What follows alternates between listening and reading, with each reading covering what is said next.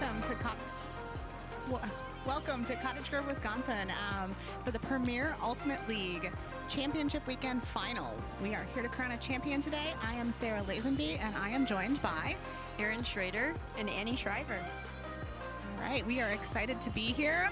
Excited to have a great time. It is cloudy out, relatively mild temperatures, but very humid today.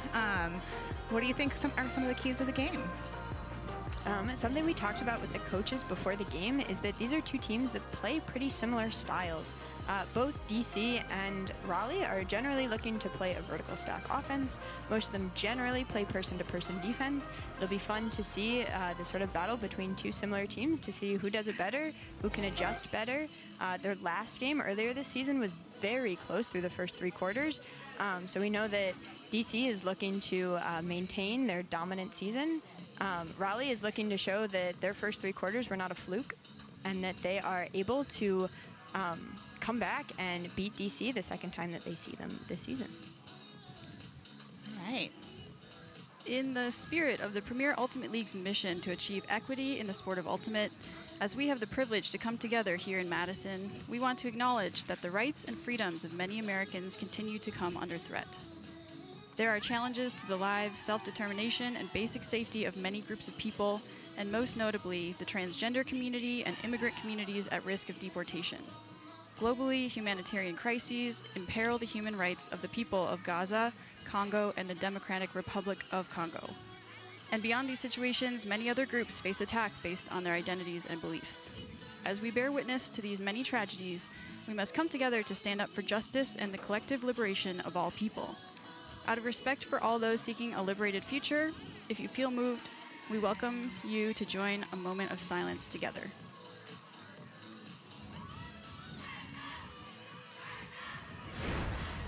All right, and as we are waiting for the game to get started here are some highlights from yesterday where the DC Shadow beat the New York Gridlock to make it to finals. It was a dominant win for DC, 22-14. Stayed close early in the game, but once DC started rolling, that game was never really in doubt. Definitely, and they're looking to bring that energy and continue with that dominant performance today.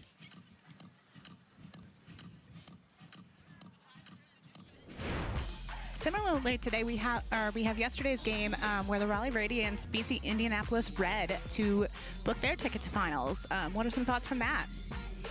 Indy Red has been playing a zone, and Radiance was able to break it through the zone multiple times, running away with the game in the second half.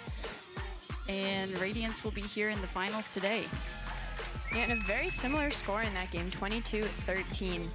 So DC and Raleigh coming in with similarly dominant wins. Hopefully this game will be a close, exciting one. Definitely. We'll be right back for the start of the game.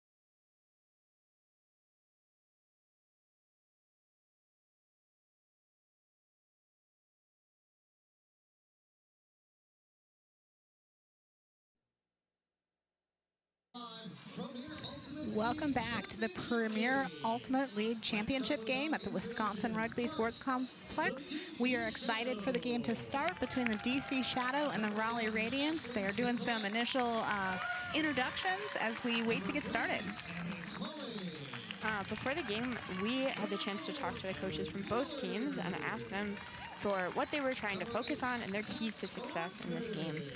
The DC coaches talked about how their active marks were successful yesterday on defense. They're looking to force difficult throws and to force Radiance to throw backwards. Something that the DC coaches talked about is that when you play against an excellent team like Radiance with excellent throwers, you may not always be able to force a block or force a turn. And so the goal becomes forcing throws that are harder, trying to force the throwers to throw at higher stalls, trying to force floaty or loopy throws, and trying to extend those offensive points so that the offensive players get more and more tired. DC is known for working through their depth, and so they are hoping to really push Radiant, tire those players out early. On offense, DC is focused on trying to win with their legs, trying to outwork the team they're playing against, and trusting their team, their systems, and their progressions. They are expecting this game to be close. They know that Radiance is going to challenge them. They are hoping that the players come out and just do what they've been doing all season. Talking to the Radiance coaches, they're hoping this game to play to their ceiling. They have been preparing all season for this game. Something that we talked about with coaches is that in their earlier season games, they didn't always have their full roster. Now it feels like they're finally getting the chance to put all of those pieces together and play to their potential. Their two largest margins of victory for the season were in their last game of the regular season against Torch, where they clinched their spot at championship weekend, and then their semifinal game yesterday. So Radiance is looking to continue that momentum and play their best ultimate in the game that matters most. Definitely. See the DC Shadow here doing some fun pregame activities in their introduction line. Potentially cow and udders and leaning into the Wisconsin vibe of the weekend. It does look like that. And now we have the Raleigh Radiance being introduced. They are excited to be here. Both teams in warm-up seem pretty loose and pretty, having a great time and enjoying themselves while working hard to be ready for this game. Right, no matter the outcome, this is going to be the last game for both of these teams this season, so really leaning in to support each other no matter what happens, playing together as a team. Both of these teams really lean on their deep talent, so we'll see a lot of these players a lot during this game. And something that coaches from both teams talked about in our pregame interviews was that they have been focused on mindset, helping their teams to come in with the right amount of excitement and also the right amount of confidence. The DC coaches talked about mindset being a focal point from the beginning of the season, that they've believed deeply in investing in players, showing all players that they're valued, and continuing to put in energy as coaches without getting too frantic. On the Raleigh side, they talked about how excited they are.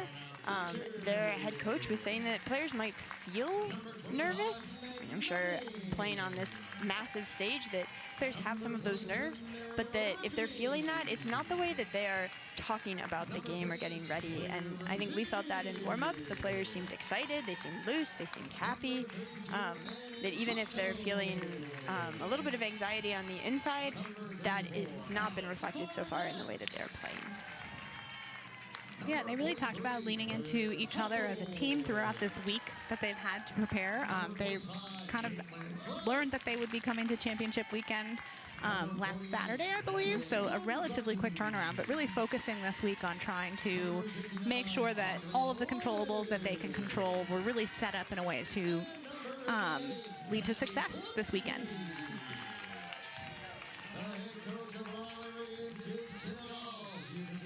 And one thing to note, as they've just read out the rosters here in the stadium, is that this weekend there is the London Invite. It's a tournament that the World Games team is playing at.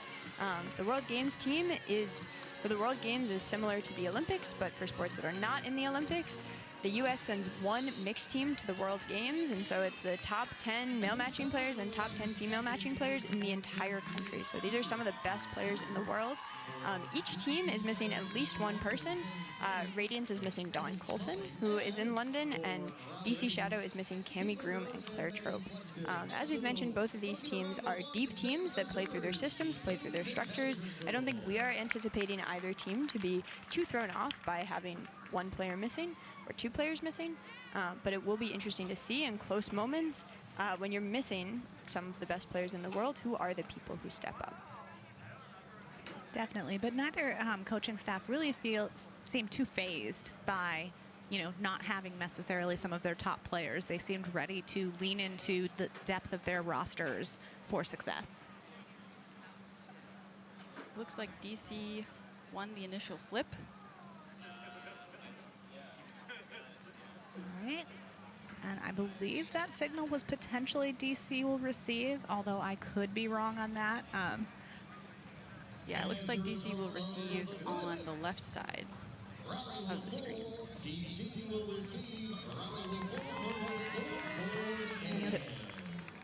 You'll see the observer crew there. We are privileged to have observers who help officiate these games. Players will still make calls on the field, but the observers are there to help keep that game moving. Yep, each Premier Ultimate League game has at least 2 observers who are there to help make calls, specifically up-down calls and in and out of bounds. They're also there as a resource if there is a dispute about contact on the field or things like a pick call. They can help make a ruling in those moments. You see the final huddle there for the DC Shadow. And we're going to get a look at the opening O and D lines for these teams. DC has been known throughout the season for playing a pretty even 3-line rotation. However, in close moments, the team has definitely been willing to tighten up. And when we talked to their coaches, they talked about they do have players who are O-leaning or D-leaning. Given how close the last DC Raleigh game was, I would expect to see relatively tight lines from both teams. We'll see who's coming out on O and on D. Both of these teams really like to play person defense most of the time. There may be some kind of floating in the lanes and junk to, try to stop any pull plays, but they do typically collapse into person defense. It'll be interesting to see if we have any true zone looks in this game today. You can hear some cheers already from the DC Shadow sideline. And here comes some Raleigh Radiance cheers too. Definitely, if you're not on the field, that doesn't mean you're not contributing. You are a valued member of the team, and the sideline presence will be important for this game. Yeah, these PUL games are long. We talked with the coaches also about keeping energy stable. So even when you're in a high energy state, you don't want to spend too much energy there either, knowing that there will be ups and downs. And we had LNU on the opening pull, fielded by Smalling, who centers to Smith. Smith looking out wide, where Ritzman makes a wonderful layout catch to save possession. Ritzman hits Flores in the middle of the field. Flores looking downfield. Hits Smalling, coming from the front of the stack. That's a cut that DC loves, is that front of the stack kind of check mark cut to the open side. Got Pendleton on the sideline now, looking to reset around to Smalling. Smalling continues to Flores. Flores with the disc looking downfield. Flores finding Ritzman. Back to Flores. Manages to maintain possession off a short bobble. Flores hits Smalling around. Smalling finds Smith out wide on the break side. Smith right on the doorstep.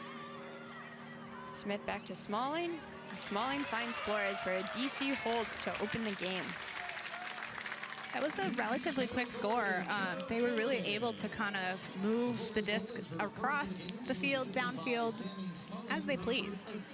Yeah, tight defensive pressure, but still finding space under on a lot of those passes, open side and break side. You see that great layout grab there again.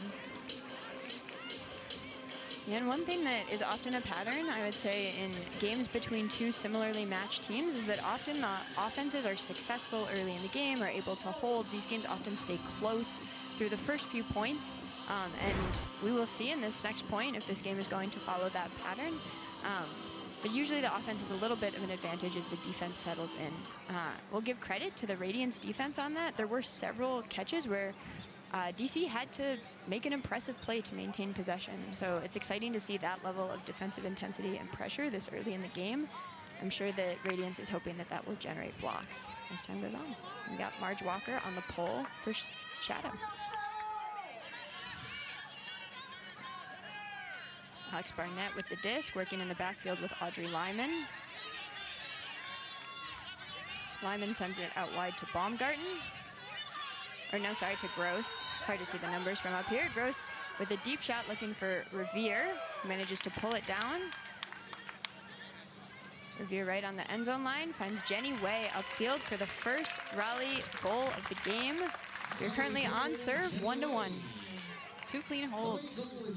Yesterday in both semifinals, the games did start similarly with some clean offensive movement, and then the next few points did start to see some turns, and we'll see if these teams can continue to hold cleanly here.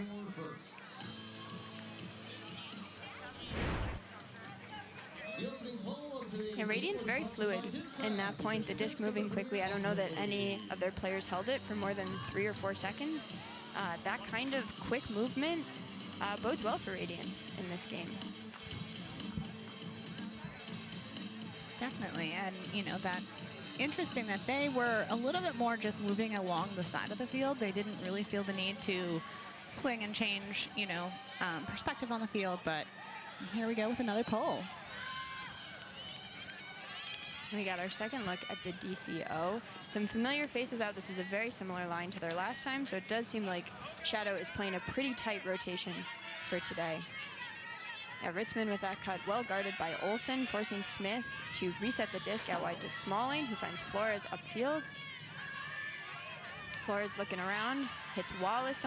Wallace, I would say, is a player to watch in this game. We talked about Wallace yesterday. It's kind of a release valve for Shadow that anytime it seems like they might be getting into a high pressure situation, Wallace is there. See Smith open up with a deep look, brought in by France, in spite of some excellent defensive pressure from the Radiance player trailing. See that throw again here? Really just coming down with the disc, you know, and not afraid to lead into the pressure that was there from the defense. And we saw McKee really close on that D. I'm curious, Sarah, Aaron, if you are Radiance, are you feeling like that point is a defensive success, even though Shadow is able to get the hold? Yeah, I would say, especially in these tight defensive pressure points, oftentimes teams will try to take away the unders, and so that release valve deep, especially when it's tightly guarded like that, that's just like a less percentage shot. So if they're gonna score on those, that's better than them being able to work it up the field. The competitive side of me hesitated in that you never, as a D-line player, want to have the other team score. But I do agree with you that if they're going to score something that is a, you know, Tightly lower contested, percent chance, tightly contested, at some point there will be an error, and that is the kind of turn that you want to generate. We got Annalise Peters on the pull for Shadow. Audrey Lyman picking up, finding Alex Barnett. Barnett back to Lyman. This does appear to be a slightly different D-line at this point for the DC Shadow. Yeah, and that, it'll be interesting to see. One strategy that teams often choose in close games is to maintain a pretty consistent O-line, but to rotate through more of their players on defense. The strategy there is that when you're playing in a game, and we see a turn there generated by Peters, when you're playing in a close game, as long as the offense is able to continue to hold, you only need a couple of breaks in order to win that game. And so we'll see if Shadow continues to play the same kind of 7, 8, 9 players on offense, but to rotate through more of their depth on defense. Shadow with the disc now. Shadow's in a vert stack here, being forced forehand by Radiance. Lisa Dane with the disc. Oh, High stall. Goes to Barnett, but it looks like there might be a call on the field. I think the coaches are trying to say that they called timeout. And you'll see that there's some disagreement potentially on whether or not they were able to call timeout before that throw went off. So, and it looks like the observers are going to honor the timeout. Yeah, that was some really good pressure from the Radiants, forcing that errant swing pass that was able to be D'd. But with a good timeout timing, the Shadow will retain the disc. Yeah, one of the challenges of these PUL games is that you have, in this case, it looks like we have 2 observers out there. You tend to have 2 or 3. An ultimate field is big. It's hard for the observers to be able to see the whole field while also being close enough to hear coaches who are calling timeouts. And often in those high-pressure situations, it is the coach who is making that call. I know that in several games this season, Aaron and I both played for the Monarchs. There were some of these moments of disagreement about, was a timeout called? Was it early enough? Did the observer hear it? Do we have to honor it? All of those questions. Yeah, and it does look like they have put their offensive line back out as the Shadow. But that huddle was very quick. They did not have a whole lot to talk about. They were like, yep, here we go. Here's the line change. Line changes are something that is different from traditional USAU ultimate rules. Yes, in the PUL, timeouts are 70 seconds long, and you have the chance to swap out all 7 players, or as many of the 7 as you'd like. The stall count will reset, and each team has 2 timeouts per half. Radiance has also put a D-line in. So it looks like a full change. I think all 14 players who were on the field are now off, and a new 14 are going. Ritzman with the disc, looking for either Wallace or Harris, hard to say, but the disc is behind Harris, which gives it back to Radiance. Radiance looking to move it quickly. And this currently with Maddie Pletsky, one of their captains. Pletsky finds you. It's back to Pletsky. And Pletsky is a player that the coaches highlighted as a potentially kind of under-the-radar player to watch, someone who may not get the same attention as some of the bigger names on the Radiance team, but who is critical to their success. We see Zerzinski put up a throw. Meg Manning in pursuit, but the disc trails over her head and out of bounds, giving it back to Shadow. Smith picks up and centers to Smalling. Smalling back to Smith. Nice switch there. A disc up ahead to Flores. And Flores looking for a deep, got Allie Wallace downfield with Julia Zerzinski in pursuit. But Wallace has steps. That is a beautiful throw. And the first break of the game goes to DC. They're now up 3-1. And you got to imagine that's exciting for DC, knowing that they kind of had the opposite situation in their last game against Radiance. Radiance was able to go up a few breaks early. And when we talked to the DC coaches, one of the things that they talked about was they felt like they started slow in their last game against Radiance, and they were looking to start with a higher level of intensity in this game. So far, they've been doing it. It does seem like the intensity ramped up that point, both from offense and defense, and maybe some of the choices were potentially a little more risky on the throws, leading to those turns back and forth. Yeah, I would agree. The throws were popping up a little bit, meaning that both players would be able to get under it, and whoever could read it best had the chance at grabbing that disc. There's not a whole lot of wind here today, though. That isn't playing a huge factor. Yeah, the flag I can see is not moving at all. And we got Sour Beer on the pole. Barnett fielding the disc, centering up to Lyman. Lyman back to Barnett. Barnett looking around. Lyman well guarded by Lizzie Laurie. Forces Barnett to hit Claire Revere out wide. A nice throw by Barnett, putting that in a spot where only Revere could get to it. Barnett with the disc up ahead to Jenny Way. Way on the sideline. Finds Brigadier Curtis in the middle. Just throws it back to Barnett. Barnett up ahead to Hoffman. Hoffman finding Way up ahead on the field. Way with the disc near the sideline. Radiance about 20, 25 yards out. Now a lot closer to the end zone. Revere with the disc only about 5-10 yards from the end zone. Finds Lyman around. Laurie sweeps way wide to prevent that break throw continuation. Lyman looks back foreside and finds Hoffman right on the doorstep. And Hoffman looking for Lyman. Lyman able to pull that in for the Radiance hold. DC was in a forced backhand there.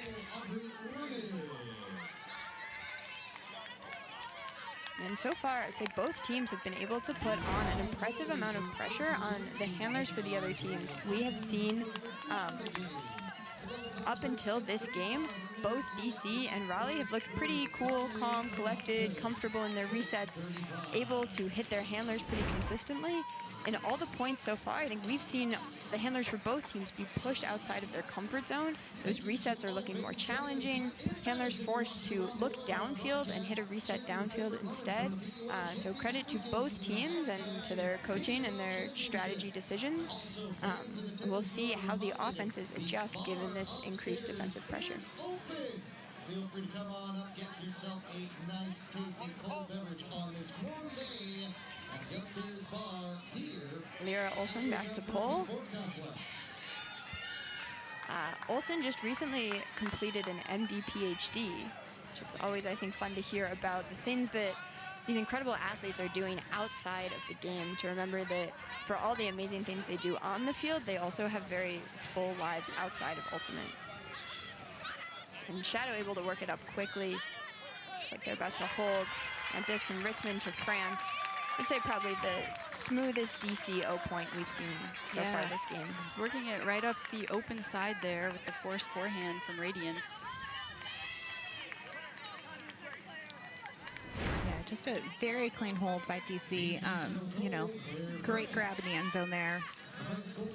Made that look easy.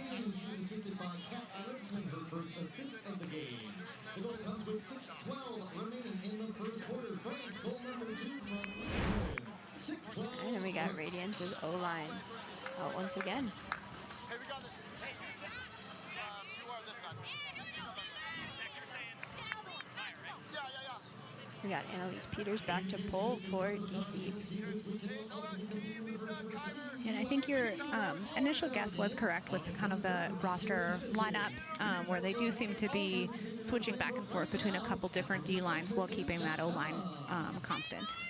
Yeah, and both teams on offense are pulling out some pull plays, but then collapsing into vert stack. And it looks like we have seen mostly person defense so far. Lyman fields the pull, Summers up to Barnett. Barnett back to Lyman. Radiance has started in a hoe stack here for their pull play set. We got Julia Hoffman with the disc, finding Lyman in the backfield. Lyman up ahead to Brigadier Curtis. Brigadier Curtis back to Lyman. Lyman to Revere. Some nice side-to-side motion from Radiance. Revere finds Way up ahead. In the backfield, Way finds Lyman. Lyman looking around to Barnett, coming from the front of the stack. Barnett to Lyman. See a nice roll from DC to take away that strike cut by Barnett. Karen Earhart resets the disc to Lyman. Lyman, just miscommunication with the cutter there. Marks there seemed really flat. Unclear which side was truly the open side. Might have created confusion downfield. And Annalise Peters picking up the disc, looking downfield, but that throw is over the head of the receiver.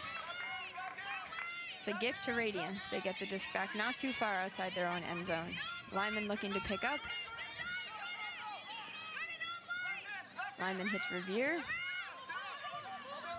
And then Revere finds Hoffman. Hoffman is a rookie this year for Radiance, but has led the team in goals. Also a special shout out that it is Julia Hoffman's birthday. So a very exciting birthday goal for Hoffman. Happy birthday, Julia. Yeah, Julia already on the stat sheet with 1 assist and now 1 goal. And you can't ask for much more than to be playing for a championship on your birthday. Oh, look at that, blown out the candles on the cake. Birthday celebration to match the day. You think she planned that?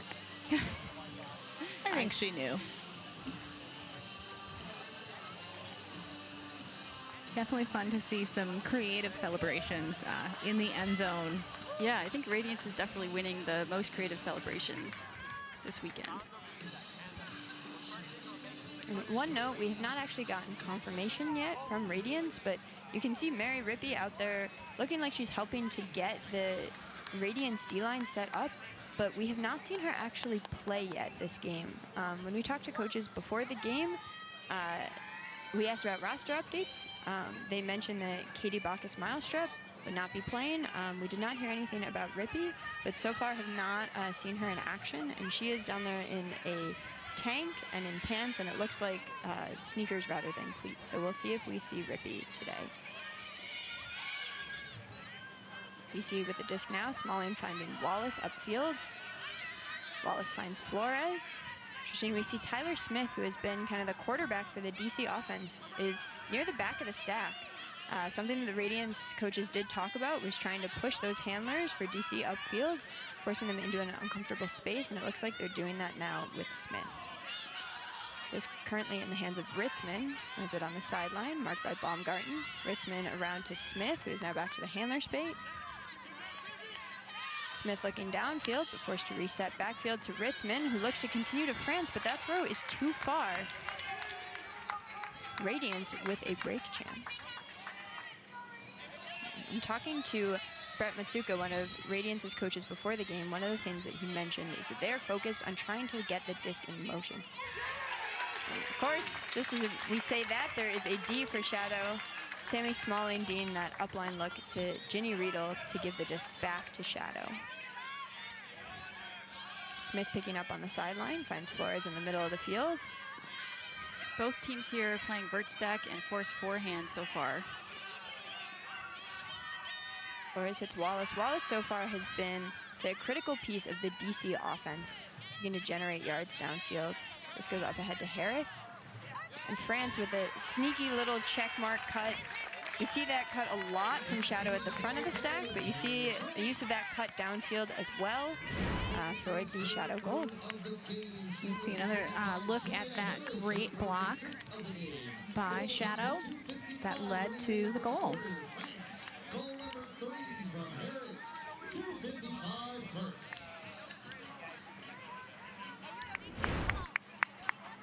The Discraft Ultrastar is the official disc of the Premier Ultimate League. Discraft, the world leader in disc sports. Let's keep that cutter down to the position it looks more on our side. See the flag there. Again, very little wind to speak of today, and always a good time to be in the Madison area with the crowd. Back in towards me. We got him. Seems like we should be nearing the end of the first quarter here. In the PUL, the first 3 quarters end with whichever team is in possession of the disc when the clock reaches 0 will get to finish that possession and either score, or if it's a turnover, the quarter ends. Yeah, so we got about 2 minutes and 45 seconds left before quarter ends. So we'll see if this is a long point. It definitely could be that end of quarter. It's definitely advantageous to be the team in possession when the clock reaches 0. The Radiance came down also in a hoe stack off of that pole. They've now collapsed into a vert stack, but that hoe stack was successful for them in opening up some early throws. A high throw pulled in by Earhart. Looks like a pick call on the field. Yeah, Earhart hits Lyman upfield, but it looks like that disc is going to come back because of a pick. And we see a backhand force here from Shadow. Earhart with the disc looking for Lyman. Able to find Lyman in the middle. Lyman hits a nice, it looked nice from up here, but that disc is just too far for Caitlin Gross, giving DC another break chance. Jackie Wan picking up on the sideline, centering to Jess O. Then hits Ellen Mueller upfield. Mueller with the disc looking for Walker. It looks like there's a call on the field, disc coming back to Mueller. Another pick here of the vert stack. Hey, Jess, in the reset. Radiance is forcing forehand.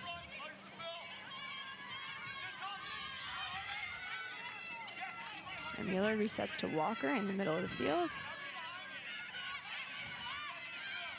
Walker hits Juan out wide and then makes the immediate strike cut.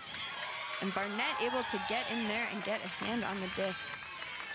Barnett picking up, looking to go the other direction.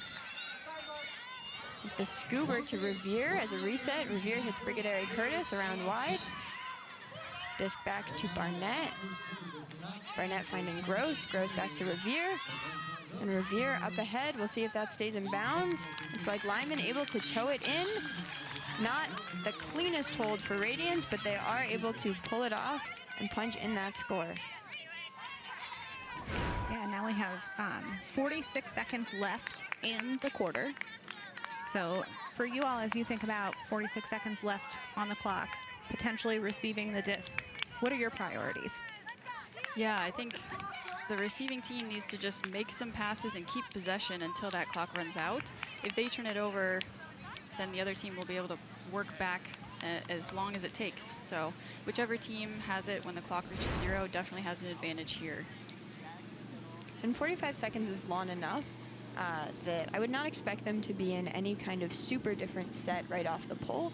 Probably looking to get a few passes in regular flow offense, but as that clock is ticking down into the 20 seconds, 15, 10, that's often, I think, where we see players start to change the style a little bit to play very conservatively. If a player has the disc with less than 10 seconds left, sometimes they'll choose to hold it until time expires before looking to throw it to make sure that if there is a turn, it does not give the other team a chance to score. On the other side, Radiance, I would expect to see a lot of pressure, especially on the handlers looking to force a turn before time expires so that they do get that break chance. Yeah, if Raleigh can score here, it'll be tied 5-5. If DC scores, they'll be up to 6-4. And throw goes up to Pendleton. Pendleton has it on the sideline, finds Flores up line. Flores looking around. Finds Smalling. Nice throw out to space. Smalling continues up to Smith. Smith back to Smalling and releases, but that look for Smith is too far. With 5 seconds left on the game clock, exactly what Shadow did not want to do in that situation. And U picks up, there's an immediate whistle. Looks like there is a Radiance timeout, I'm guessing to put in their O-line. This point at the end of the quarter, these can be pivotal points. Right? If Radiance is able to score, they tie it up. Really erasing that early break that Shadow had.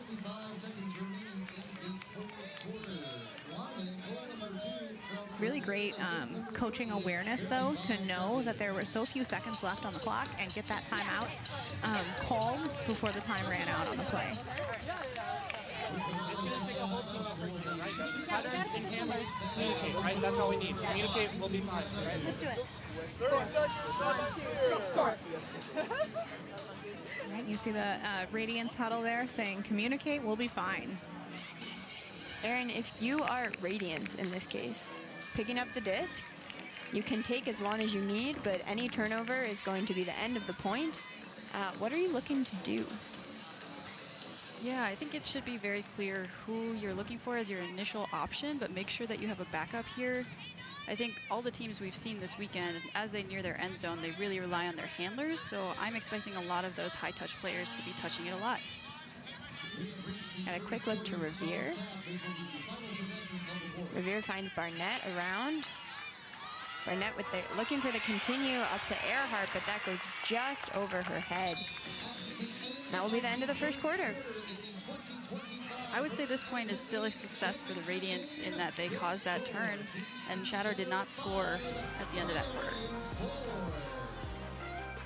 All right, we will be right back with more exciting action at the Premier Ultimate League Championships.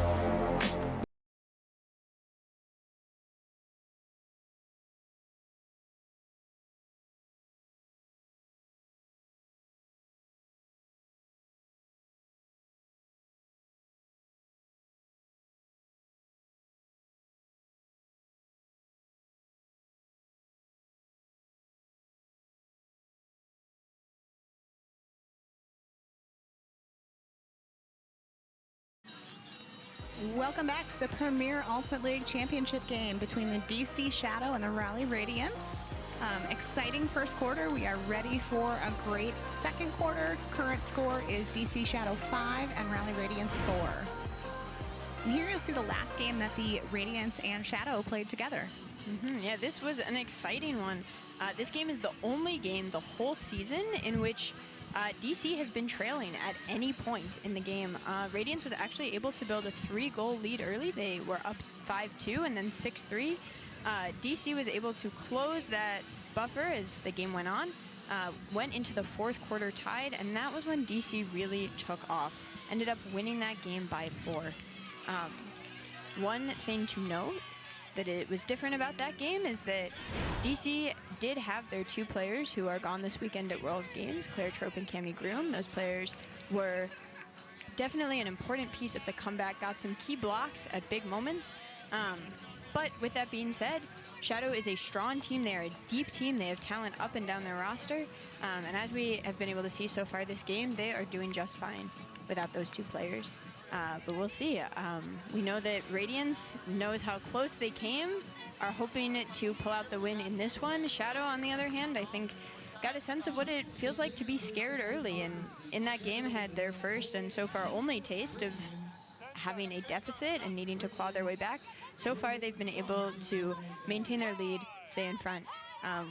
With that being said, both teams have, I think, been able to generate a lot of pressure. We'll see what adjustments those teams are making as the game goes on. Opening pull of the second quarter here. And we got Barnett and Lyman in the backfield. Starting with a bit of a side stack here for their initiating pull play. Radiance now collapsed into a vert stack. And we see Shadow also did a nice job rolling to stop that handler motion for Radiance. We know that so far this season, Lyman and Barnett have kind of been the 2 heads of the snake for Radiance. They lead Radiance in touches, and it's not even close. We see on that goal, Caitlin Gross up ahead to Hoffman. Force there was backhand, and they were trying to swing it around, but they were able to just work it up the Force side. Hoffman with yet another score. A happy birthday indeed. See that celebration again.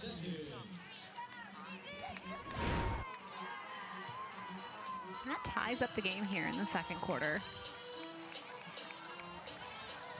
Aaron and Sarah, what do you think Radiance needs to do to get a break and take their first lead of the game? I really think it's about that high pressure defense. Again, like just trying to generate the smallest errors, right? That if you are playing that tight person defense, you are really able to capitalize when the throw isn't perfect or the cut wasn't quite timed correctly. Yeah, I think junking up the pull play, but when the Shadow collapsed into their vert stack, continuing to push those handlers upfield, if you can't swing the disc in a vert stack, it stagnates pretty quickly. Got Smith with the disc in the middle of the field now. Taking a big shot downfield. There, Olsen in pursuit. Olsen able to get a hand on it. And Radiance has a break chance. Looks like Olsen going off with an injury. Yeah, I think in that maybe twisted something in the neck. Looking up for that disc that was sailing downfield. And Radiance choosing to send Alex Barnett in to replace Olsen. So a typical O-line quarterback coming into for Radiance, hopefully lead their D-line. Looks like for Shadow, Murphy has also come onto the field. And it looks like Murphy coming to bother Barnett. Murphy marking Barnett. Just coming in. Forces forehand here from the Shadow. Big pressure in front of the disc causes that trailing cross-field throw. Yeah, great D by DC's O-line. And Zwerzinski, I can't tell if Zwerzinski got a hand on that or was just very close, but that disc sneaks by. Wallace able to bring it in for the DC hold. Excellent effort, though, attempting to stop that score. Yeah, lots of big arms here on defense, trying to make any throw or catch look scary. One thing that we talked about with the Radiance coaches before this game is that they were looking at some of their statistics, and they have found that when their D-line is playing offense, if they're able to complete more than 3 passes, their break percentage rate goes up by about 2/3. So they're really looking to, off of those turns, be able to get the disc moving, get those first few throws underway, and that is what in the past has led to breaks for them. I believe, though, that so far on their break opportunities, they've often had turns on that first throw. So exactly what their coach was saying, when you can't get the disc started, you give it back to the other team. They're not very tired. They haven't played very much defense. They're often able to hold. As Radiance goes on, they will definitely be looking to get the disc in motion more effectively off of turns. Lyman with the disc now. It's interesting. We're seeing Jenny Way in the backfield with Lyman. Way has often been a cutter, but we have Way in the backfield and Barnett upfield. It's like a conversation between Way and Korpinen right now about if there was a foul on that D.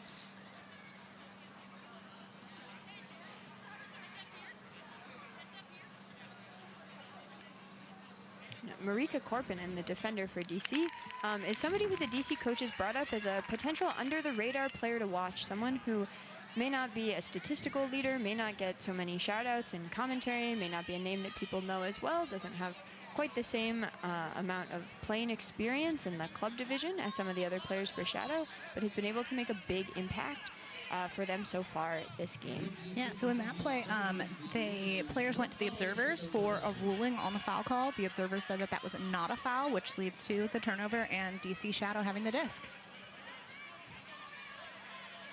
We got Dane with the disc now. Dane finds Sorensen way out wide. Sorensen, another one of the players that the DC coaches brought up as a under-the-radar player to watch. Disc out wide to Raider. Raider back to Dane. Dane finds a tight throw up to Korpinen. Korpinen looks to reset. Dane with the disc now finds Sorensen in the middle of the field. Nice no around marks here, forcing forehand from the Radiance. And it's a tight throw, but Kyver able to find Sorensen upfield for the DC break. Similar to last quarter, an early break for DC. If you're Raleigh here, what are you looking to do to respond to that? Yeah, I think that the Raleigh O-line especially has a lot of chemistry together.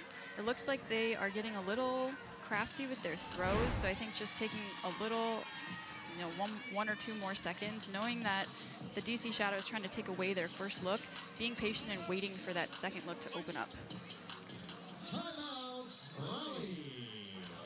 You see that Raleigh has called a timeout here, so maybe a moment to, collect thoughts, reset, and go back to their game principles. Yeah, it doesn't look like they are really gathering, but they're giving their O-line a little time to walk to the line. In the PUL, you only have 70 seconds between points, so calling that timeout gives an additional 70 seconds to kind of reset, drink some water, talk about your plan. Yeah, I really like this timeout call. As we've mentioned, Radiance plays a pretty tight O-line. That allows players to build a lot of chemistry with each other, get used to playing offense, it builds consistency, which is all super helpful. However, it does mean that when an O-line gets broken, then that team is looking to play offense again. And it's also, it's tough when you just got broken to, first of all, be tired.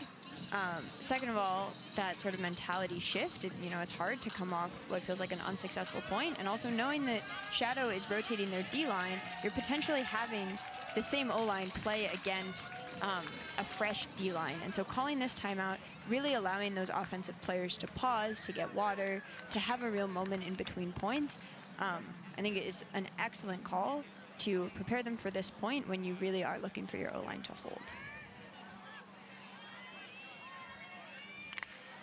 DC getting ready here for the PUL. And we got Sour Beer on the PUL. Looks like Barnett fielding the disc. Centers up to Lyman. Radiance is immediately into their vert stack. Cuts coming off the front to cause a pick. And on that last possession, we saw Jenny way back We're now back to our usual suspects, Lyman and Barnett in the backfield. I'll take this stoppage moment also to bring up a stat that I really enjoyed. Lyman and Barnett are both top 10 players in the league in touches. One thing that happens for many of the players who are top 10 in the league in touches is they're also relatively high in turnovers, which makes sense. If you have the disc in your hands more, there's more opportunities to have a turn. Of the players who are top 10 in the league in touches, Barnett is the only one who is not in the top 30 in turns. Sarah and Aaron, any guesses where Barnett falls? There's 288 players in the league. Where do you think Barnett is in turns? It's a great question. I think my guess is 100, right about in the middle of the league then for that number. I think it's hard to be much lower given the volume, but maybe Barnett will surprise me. Yeah, I would say maybe a little higher, maybe 150 to 200. And so Barnett sits at 139th out of 288. So right about in the middle in turnovers, despite being a super high usage player. So I think just a credit to Barnett's consistency. Yeah. As we talked about that, Raleigh with a look deep, not able to complete it. Shadow looking to break the other way. Gentilette up ahead to Murphy. Murphy with the disc looking for O, able to catch it right on the sideline and continue up to Lori. DC with their second break in a row. And off of the Radiance timeout.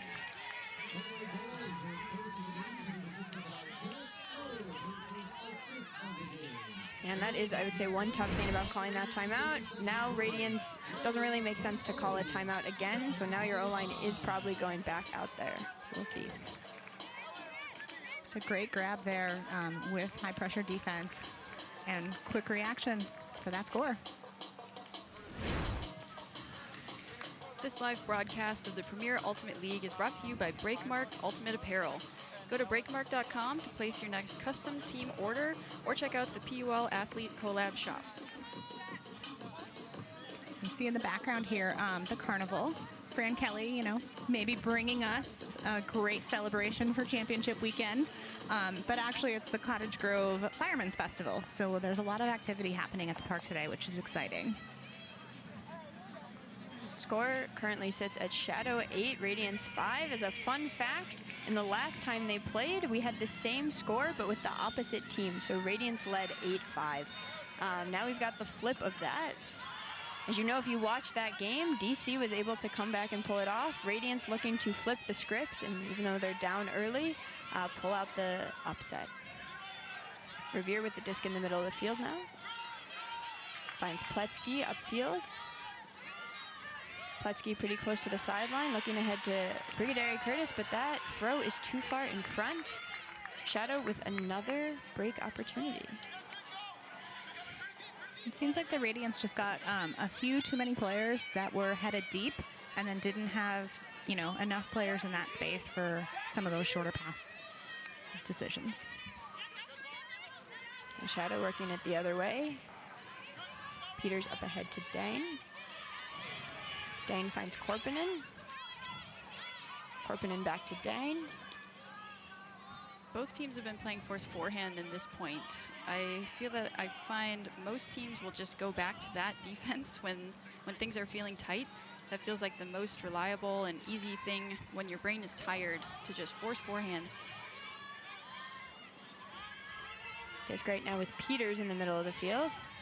Radiance with a nice switch to take away the downfield motion, but it leaves Dane open. But then on the continuation cut, Pletsky gets her hands on it. That is a block. There's great awareness by Pletsky. Injury call here by Claire Revere.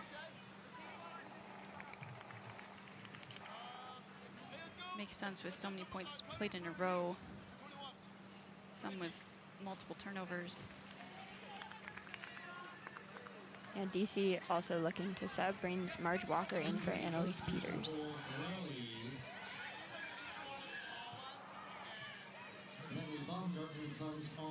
And Lyman with the disc on the sideline. Lyman finds Barnett around. Barnett continuation to Pletsky. Pletsky to Gross on the sideline. Gross able to stay in bounds, keep that foot in. Gross back to Barnett. Korpinen with a nice switch to stop that momentum. Barnett out wide to Way. Way with the disc, looking around for Barnett. Barnett able to run it down. Swings in this quarter, there's a lot of pressure on those handler defenders, and it seems that swings are losing more yards in this quarter than they were the first quarter. Good pressure there from the defenders. Yeah, and as teams lose yards on swings, it also becomes harder to continue from downfield because the downfield players are farther and farther away the farther back the disc goes. Often if you reset pretty far back, you need a handler, that person from the front of the stack, to come get that continuation before the downfield cutters are close enough to get involved.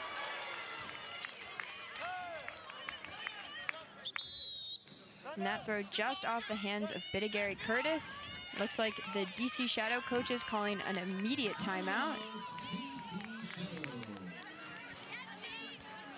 Aaron and Sarah, what are you seeing from the players looking at body language? Just what are you seeing out here on the field as the teams are gathering for the timeout? It does look like some of the O-line from the Radiance is a little gassed.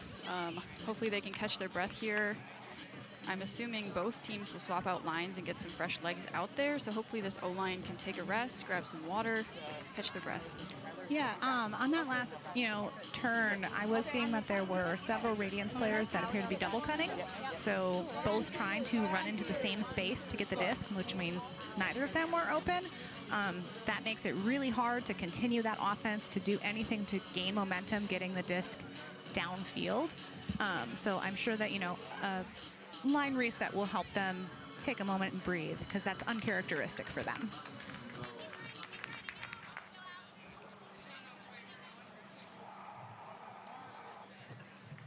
Looks like Tyler Smith is going to initiate possession for Shadow. Shadow set up in a side stack. They have Ritzman and France out in space. And then Flores, Pendleton, and Wallace in a stack on the side of the field closest to us. Smalling finding Flores.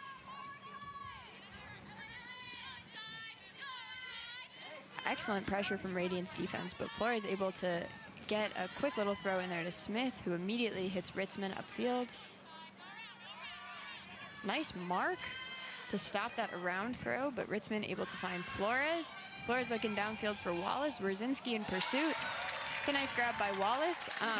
We've seen Wierzinski taking on some of the toughest matchups all weekend, looking to limit really strong players on other teams, and that is great pressure by Wierzinski, but Wallace, I don't know their heights off the top of my head, but has to have at least 4 or 5 inches there.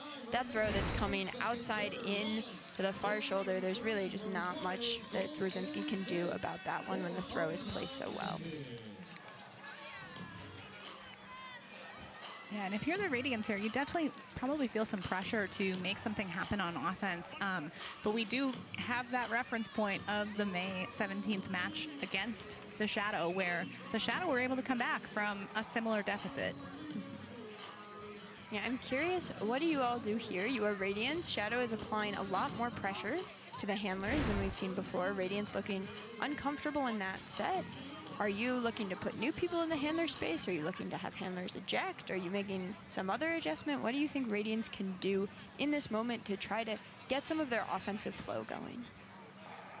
Yeah, I think it is smart to still look potentially for the same people, but maybe attacking from slightly different spaces. If you know you want to hit a certain cutter or a certain handler, maybe having them set up somewhere where they can run to the space in just a different way. And as they, make these cuts over and over, it would be smart to also utilize some of those other players who may be more open. You see disc in the hands of Caitlin Gross, who finds Jenny Way downfield. Way finds Barnett around. Barnett hits Lyman. And something I like about that throw up to Lyman is we saw the mark for DC come around really far to stop the break throw. Barnett, recognizing that mark, is immediately looking upfield. It's one of Barnett's strengths, being able to see which option isn't open, hit the next one, and we see Lyman finding Hoffman in the end zone. If you're Radiance, you really have to like how that point played out. Yeah, very smooth, very even, felt cool, felt calm, felt collected. Radiance did not seem particularly bothered in spite of the shadow pressure. It also, in games like this, just feels good at this point to get your defense back out on the field. Yeah, something we did see in that point, though, was that a couple of players slipped on the field. So this field site is actually a grass field, which is a little bit abnormal for championship games. It is well maintained, but definitely a little slippery, and we have not had a ton of rain lately, which means that that field is pretty hard. We also have not been able to confirm this with the players directly, but have heard some rumors that potentially there are players who brought turf shoes with them because PUL games are typically played on turf. So it's possible that there are some players out there who don't actually have grass cleats on right now, which would also contribute to that slipping. Getting our first look in a while at Shadow's O-line off of the pole. Smith with the disc. Smith back to Smalling. Smalling up ahead to Wallace. Smith with the disc again on the sideline. We can see the marks are pretty loose on the handlers, looking to contain that motion. Wallace with the disc, looking for Smalling. Nice pressure by Yu. Forces Wallace to hit Smith instead, coming back. Ritzman with a nice continuation cut. Ritzman finding France in the middle of the field. It's with the disc. Radiance doing a nice job taking away easy looks, and that leading to a turnover on a backfield reset. LNU picking up now for Radiance. Yu up ahead to Betcher. Betcher finds Olsen. Radiance about 10 yards out. Betcher with a nice strike cut. That disc a little bit behind, but Betcher able to bring it in. Right on the doorstep, finds Olsen backfield. Nice cut by Meg Manning for the Radiance break. How does that feel if you're Radiance? Yeah, they've been waiting for that one. That's really, really exciting momentum shift. Radiance gets to play defense again and continue giving their offensive line some more time to just calm down and be ready to take the field again when necessary. Yeah, and the defensive pressure really was effective in that point from Radiance. So initially, DC's cuts were very well timed, you know, off of each other to maintain that flow, but the Radiance applied enough pressure that they got a little out of sorts in that rotation and were able to then generate the turn. Yeah, it looked like Radiance's marks there were quite flat, meaning that both wide sides are open, but there wasn't a lot open right in the middle of the field, and their downfield D was just very tight, making those windows not very big. And as we talked about early in this game, Shadow used to being able to swing the disc out wide, get easy continuation motion upfield. I really like this defensive adjustment from the Radiance coaches that really did stifle the flow, force Shadow to play in a way that was not comfortable for them. It's an excellent strategic decision. I'm curious also to see how Shadow adjusts to Radiance's adjustment. It's Rzazinski on the pole. That disc currently in the hands of Madison native Marge Walker. Welcome home, Marge. In this stoppage, Aaron, will you tell us what you're seeing downfield from Radiance on defense? Radiance is kind of putting a few players near the disc. Looks like the dump defender is taking a lane. Right now, Shadow is set up in a side stack with one player in space.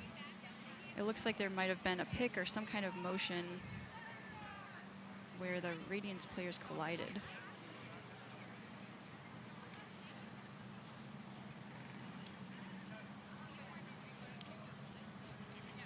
It's kind of hard on these rundown, you know, finding your person moments to say whether there was a pick, and if you were truly guarding that person. Sometimes you don't know until you get there who you will be guarding. But if you are following a player and you run into something else, I would say that that is a pick.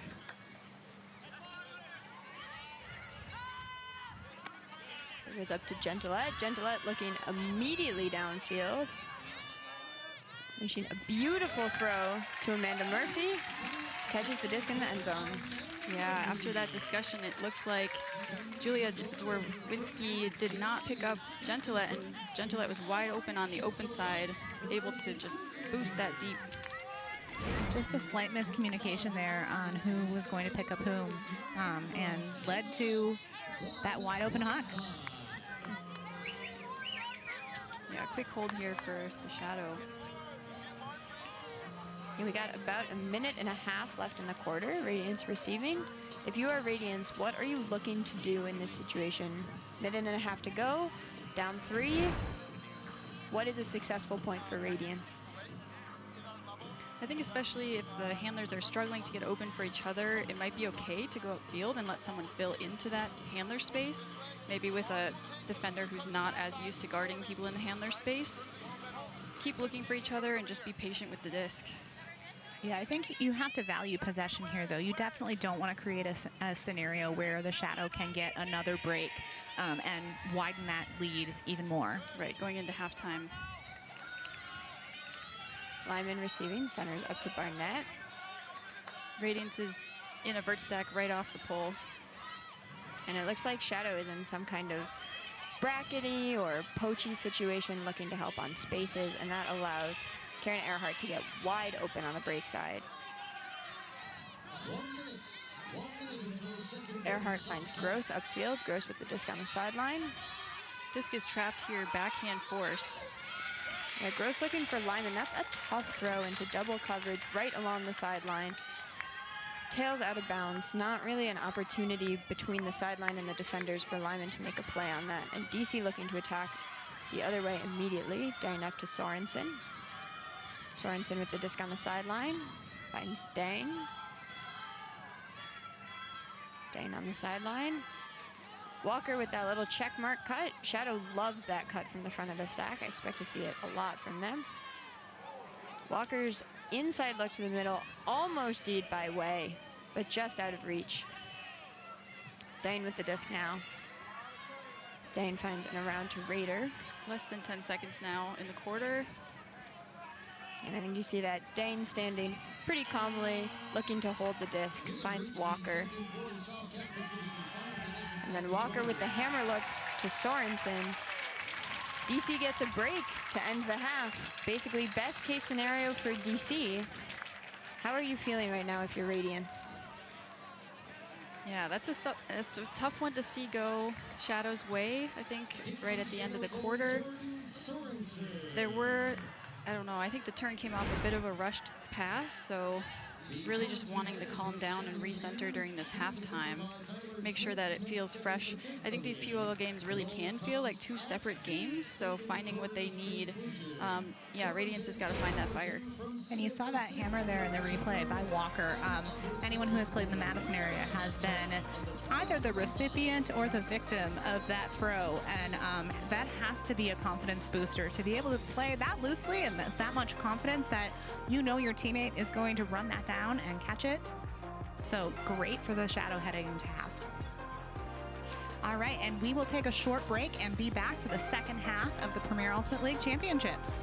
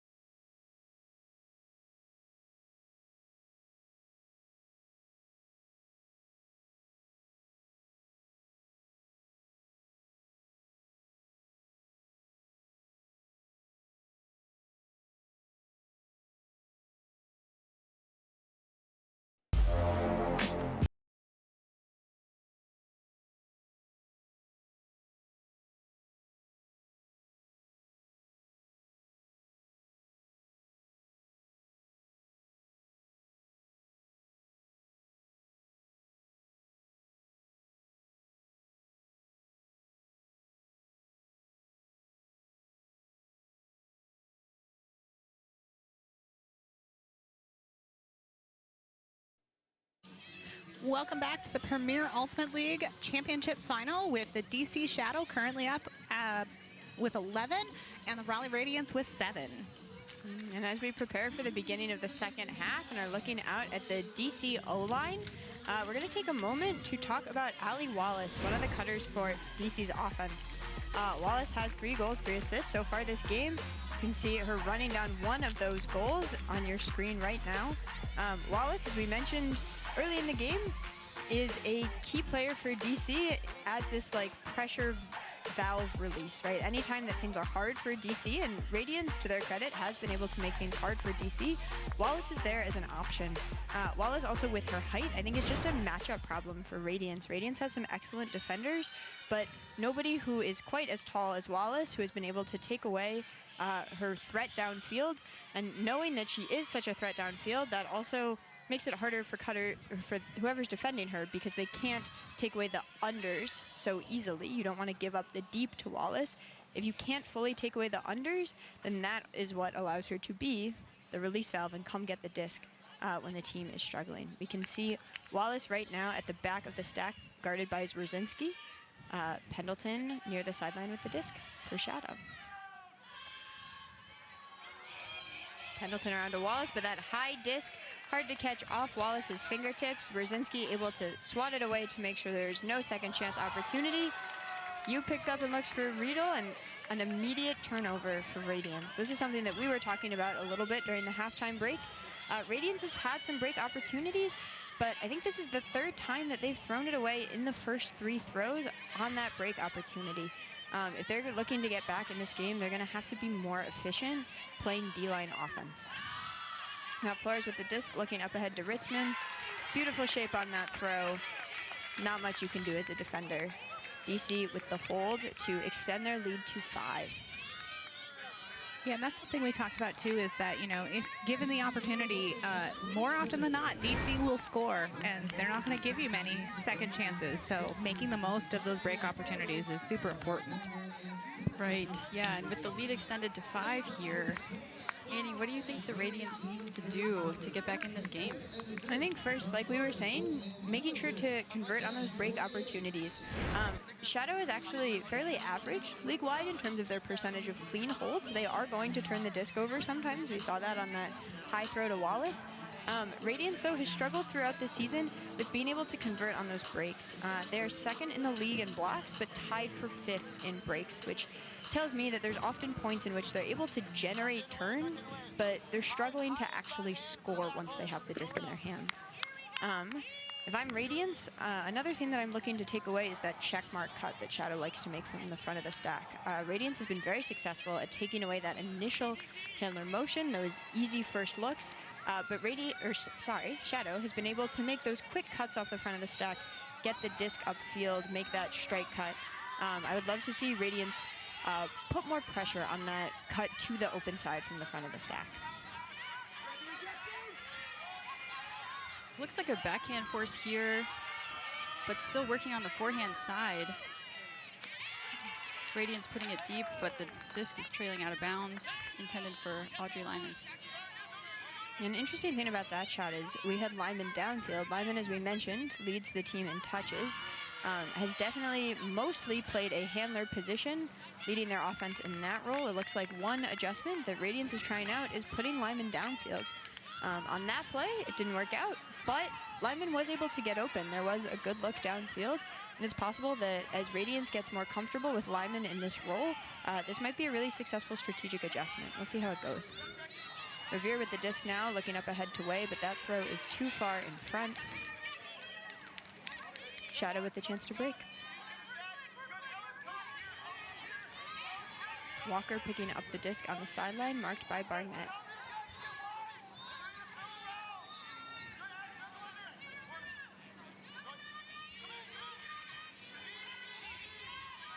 Walker looking around to Murphy.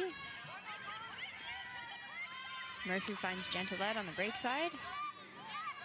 Gentilette looking downfield for a few, then hits the reset in the middle to Sourbeer. Sourbeer around to Walker. Walker looking downfield. Gentilette had quite a few steps deep there, but maybe too deep for March Walker to put it out in space. Disc back in the hands of Murphy, where he finds Gentilette. Gentilette looking to send it deep. And Claire Bittigary Curtis able to come down with that. Nice defense from Radiance there. Radiant stacked very tight here. They're spacing out a little now. Alex Barnett sliding grab. And then looking downfield again with Lyman as a deep target. That is a gorgeous throw. Beautifully placed. Lyman able to run onto it easily. Hits the reset back to Gross. Gross looking up ahead, finds Lyman. Radiance able to get the hold. If you're DC, I think you've got to be happy with the pressure you put on that point. You've extended that point. It's something that their coaches talked about pre-game, making it hard for the offense. They were definitely successful at that. And also, if you're Radiance, I think it's got to give you some confidence to be able to pull out that hold even after facing a lot of challenges from the tight pressure of Shadow's defense. Yeah, Annie, as you were saying, it looks like Lyman has pushed downfield, and maybe Jenny Way is more active in that handler space. And it looks like those adjustments are working so far. Seeing some highlights from that last point with the score there.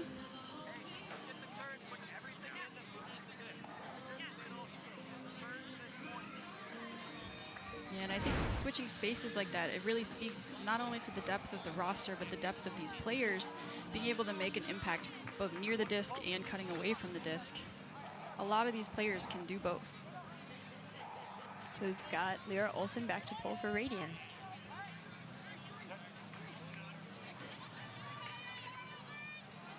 DC ready to receive. Ball's coming up wide. Smalling is going to field it. Looking to center to Smith. A little bit of a scary throw, but Smith able to bring it in. Smith back to Smalling. Nice look around. Harris with the disc now. Harris looking downfield and turns back, resets to Smalling. Smalling with an inside look to Wallace. Wallace looking to shoot deep. Lyra Olsen in close pursuit, but that disc goes just over her head into the arms of Kat Ritzman. Ritzman on the doorstep, looks, resets to Smith. Smith finds France around, and then France able to hit Smith on that short little inside for the DC hold.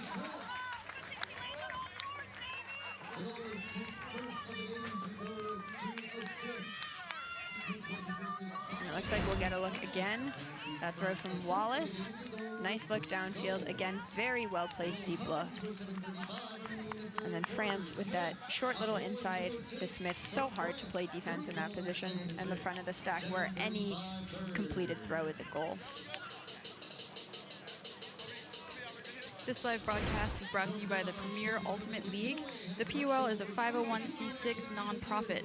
This league has been community funded since day one, and we are so grateful for the support. We ask that you consider donating to help us continue to transform and fulfill our mission. Head to premierultimateleague.com to donate today. I'll just add to that. As somebody who plays in the PUL, I think before my first season, I was kind of like, this seems fun, but you know, how is it really different from club? It really is a different experience, and I think it does mean a lot to see the community invest time and money and effort into the PUL. It creates a really different experience that I think is really special for the players, and so we do appreciate all of the community support that we've gotten. Shadow here came out in quite a junky set and did a good job disrupting that pull play. Radiance now swinging it around. Earhart with a big rip downfield. Not quite in. Yeah, and once again to Lyman. If you had asked me before this game started what I had on my bingo card, Audrey Lyman as the main deep receiver for Radiance would not have been one of those things, but I love that adjustment, the creativity from Radiance, and then Lyman able to hit Revere downfield for the score. Yeah, that was a great quick hold by the Radiance. Good finish.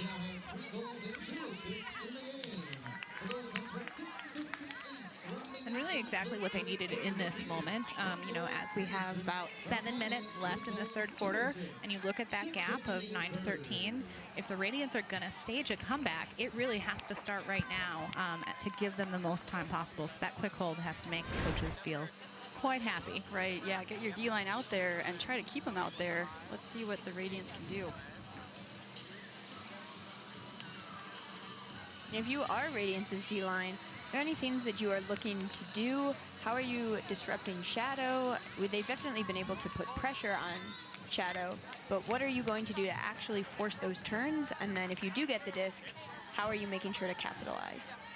Yeah, I think they've done a good job putting around that no around marks. But like Annie, you've been mentioning that check mark cut right in front of the disc. I think Radiance needs to know to predict that and not just take away the first option, but if they stop and come back the other way, be ready for that as well. Smalling field to the pole, centers up to Smith. Ooh, it looks like a zone. First zone of the championship game here from Raleigh. We'll see a glimpse here at the Shadow Zone O. And a fun note, in talking to some of the Radiance players before the game, they did mention this zone, but mentioned that they've played it rarely. They've practiced it sometimes at their practices, especially their practices the same weekend they have a game. But they've intentionally only played it in very specific moments in filmed games to try to make sure there's not a lot of film of this. And so far Shadow has been able to work through the zone pretty successfully. The conditions are pretty calm. Smith able to find Wallace, but fun to see Radiance with this intentional kind of surprise look that I would not imagine the Shadow coaches have necessarily seen or prepared for. Yeah, it's interesting that you say that they have been a little bit intentional about not playing that, because there is such a great opportunity for film with the Premier Ultimate League. And to piggyback off of your earlier comment of how the PUL is different and what it brings to the community, that film, that highlight, the opportunity to have this visible presence for Professional Women's Ultimate is incredible. And as somebody who organizes a lot for youth, it's really great for youth players to be able to see this as a viable option to continue their playing careers. One other note, this is something that we talked about a little bit earlier. We still have not seen Mary Rippey in this game for Radiance, which I'm assuming means that she is not going to be playing at all in the championship game. And when we think about some of Radiance's struggles to convert on their break opportunities, I imagine that that's a place where they're really missing Rippey. She's often been somebody who helps get their D-line offense moving. She sometimes flexes onto their O-line, so she's very comfortable playing both roles. And it seems like that's been an adjustment for Radiance, having to play offense after a turn without her on the field. Barnett airing it out. Incredible grab by Revere. Good body positioning to keep Murphy from having a shot at that. And then hits the around to Way. That was a really great offensive possession for the Radiance, and I think you've seen a little bit more of a willingness to take some risks with those downfield throws, get it out of that handler space. That's been a little bit of a problem for them, and it's paying off. Right. Also with Alex Barnett behind the disc there, you know that Alex Barnett is a very smart decision maker, and so when Alex puts it up, she's putting a lot of trust that that receiver has the intended space and will go up big and grab that disc.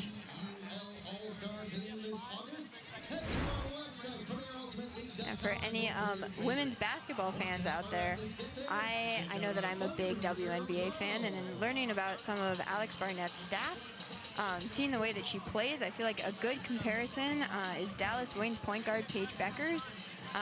Becker's known for her high efficiency play, for being a really exciting player to watch, who opens up the court with her passing. And I think Barnett is a similar situation.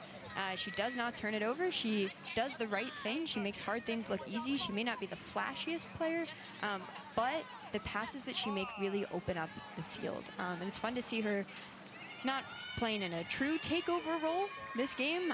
Radiance is a deep enough team that they don't actually need her in that specific role, but a little bit more of a takeover, playing a bigger role in their offense. You see that same zone again from the Radiance. The mark here looks like really hard no dump with 3 people standing in front of the disc. And disc now with Smith on the sideline. You can see many Radiance players in the immediate vicinity. Smith up to Smalling, who finds Harris, then Harris to Ritzman, back to Harris. Second time we've seen that zone look. both times Shadow has looked unbothered. Yeah, it looked like the disc was forced to the sideline there, but once it was on the sideline, it was not trapped. It was able to move quickly through the cup for an easy goal.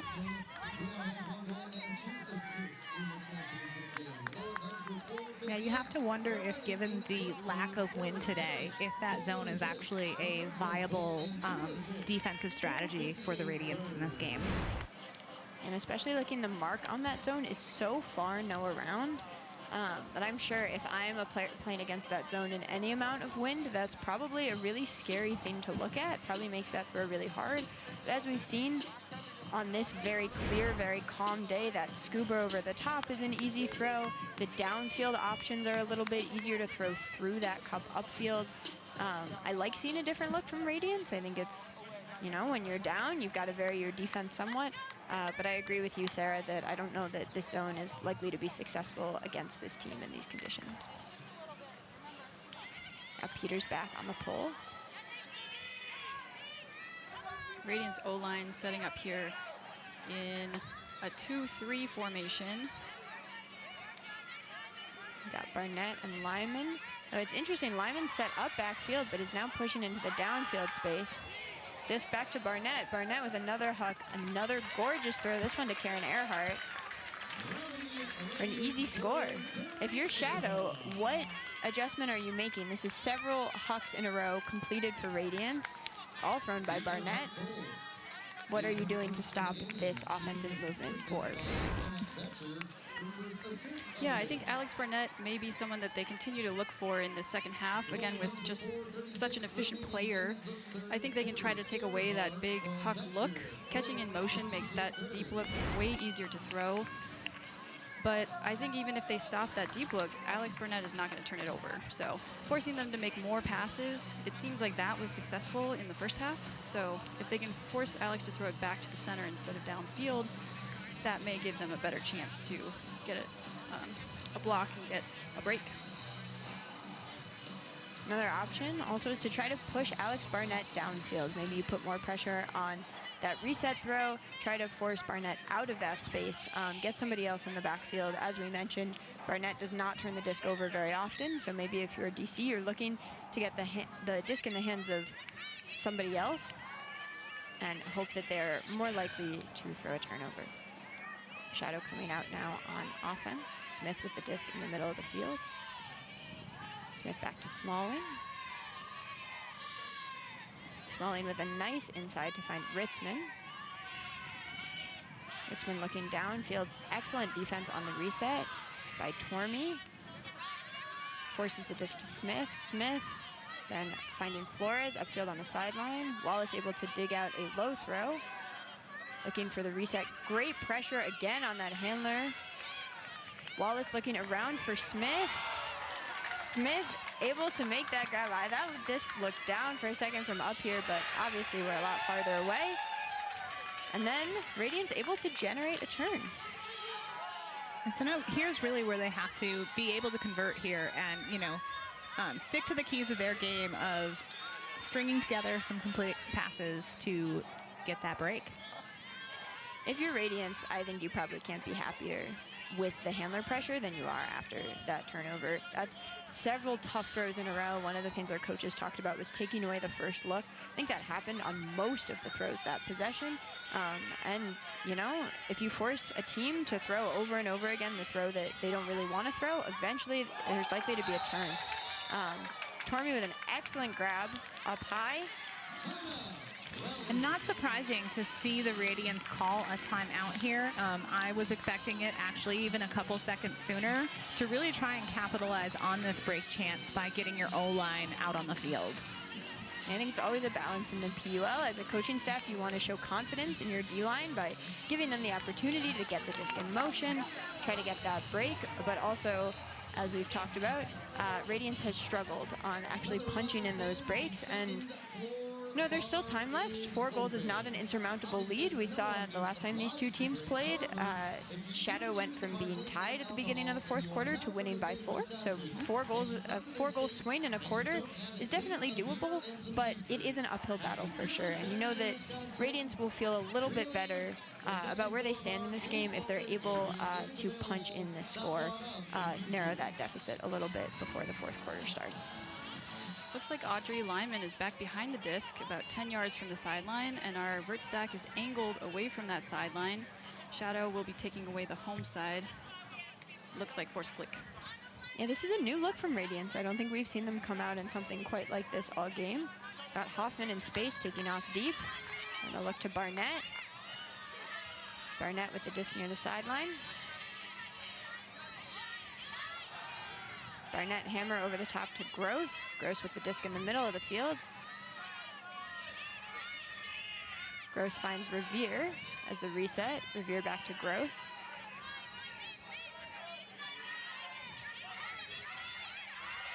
Gross finding Barnett out around. Lyman cutting from the back of the stack. Once again, we see Lyman downfield. Barnett with a nice little high release flick up ahead to Way.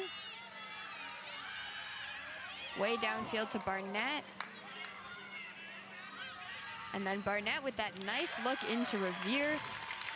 Again, gotta shout out Barnett for the creativity of that throw, the angle of it, keeping the disc moving. It makes it so hard to guard cutters downfield when you have a thrower who is able to change the angle like that and to hit lots of different spaces. So something that I think is important here as we look at this replay of that score is the Radiants have been really quick with their O-line to score. They several of these points had less than a minute of time before they scored, whereas in this quarter the Shadow have been taking a little longer to score. Their O-line's going to have to go back out now. Is there any issue with, as this game gets long, your tight O-line for Shadow becoming tired and maybe having some more errors and opening a window for Radiance? I think if Shadow can continue to hold, I would not be quite as concerned. But as we've mentioned, Shadow plays excellent offense, but they do turn it over sometimes. I think that if Shadow starts to turn it over, and if Radiance is able to capitalize to extend either to score or at least to play D-line offense for multiple throws, force the offensive players to play D, also, you know, if you force Shadow to have multiple O points in a row, then I think absolutely, Sarah, that would be a big factor of when does fatigue kick in for those players. And we got Smalling with the disc, finding Ritzman. Ritzman with a lot of space downfield. Ritzman sending it out wide to Smalling and cutting across the front. Smalling finding Wallace, marked by Zerzinski. Wallace back to Smalling. Nice roll from Radiance. Flores with the disc now, marked by Olsen. Flores looking back. Zerzinski close on that reset, but Smalling able to get open. That small space right by the sideline. Big flat mark from Zerzinski. Versus that around throw to Flores. Flores back to Smalling. Smalling up ahead to Ritzman. Meg Manning marking. Ritzman looking around. Ritzman able to hit Smalling. Sends it up to Smith. And then Smith, a nice look out ahead to Wallace. That's some pretty classic DC offense. One thing that we see in that point is that when Shadow is able to get the disc all the way wide, if the point extends, it becomes so challenging to play defense, right? If you're a defender and the disc goes all the way to the break side and you are trying to either seal on the mark or downfield to make up some of that distance to the break side to prevent an easy break side throw, then the disc swings back and you're having to sprint back the other way. That's really exhausting. And I think that's something that Shadow has relied on throughout this season, is using the width of the field to force the defenders to work really hard and knowing that eventually, as long as you maintain possession, something will open up downfield. Yeah, I think we're, interestingly, we're in a familiar scenario here now for the Radiants, where we have about 1 minute, 18 seconds left in the quarter. They have the disc. They've been in that scenario in this game before and not had it work out to their advantage. So, really hoping that they can prioritize disc possession here and not give the Shadow a chance for another break. Right, either scoring or holding it until time expires and then scoring. sound like great options.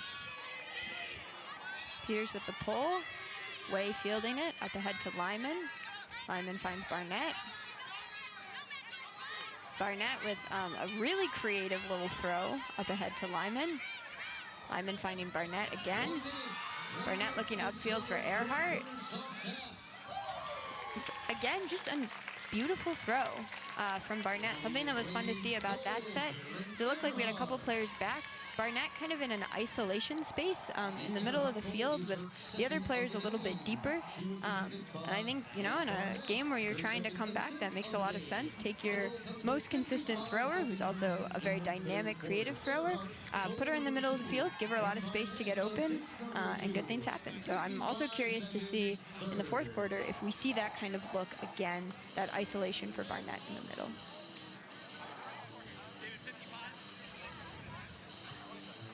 The Western Ultimate League and the Premier Ultimate League will play the first ever WUL versus PUL All-Star game during the 2025 UFA Championship weekend back here in Madison, Wisconsin on August 23rd.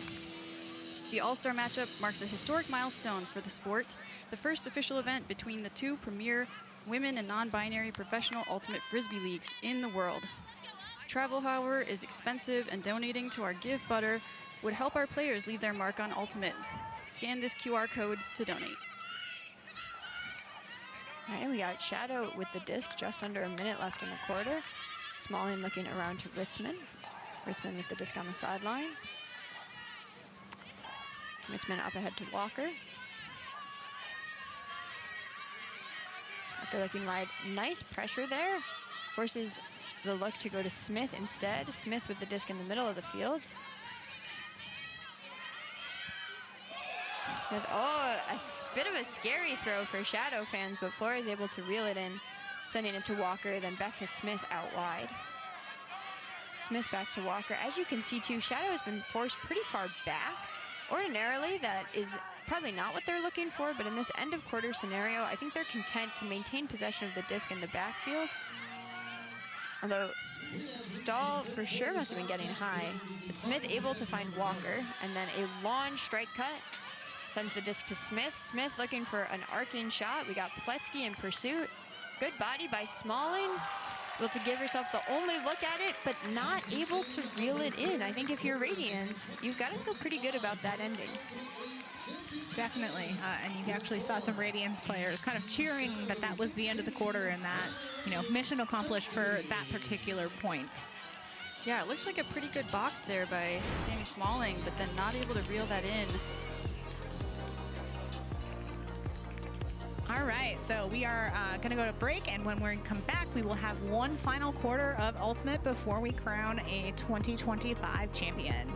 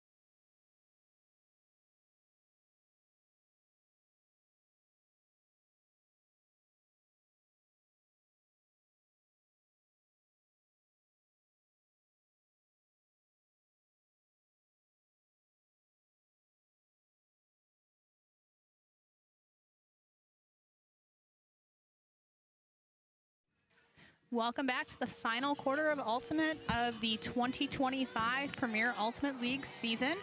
We have the DC Shadow up with 16 points versus the Raleigh Radiance with 13. Yeah, 12 more minutes to go. In the first three quarters, we ended with whoever has possession as the clock runs out keeps possession until they score or turn it over. This quarter will end with a buzzer beater. There are also some more clock stoppages in the last 2 minutes of play, so it might be extended a little beyond that 12 minutes.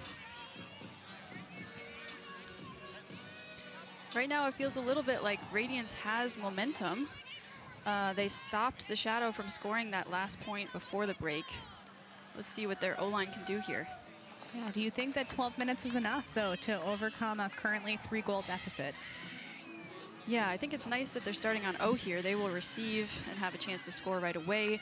That leaves them with 2 more breaks to tie up the game. I think they can do it. Yeah, I also think, as we were talking about before, that first break can be so pivotal. Obviously, Radiance needs to hold here first for this to become relevant. But if Radiance is able to hold and then get their first break, then you're also forcing DC Shadow's offense to play 2 points in a row. They're a little tired. You might have a little more flexibility subbing in players on defense. I think that if they can get 1 break early, they're in a good position to be able to make a real comeback run. We got Gross with the disc now on the sideline, resetting to Lyman.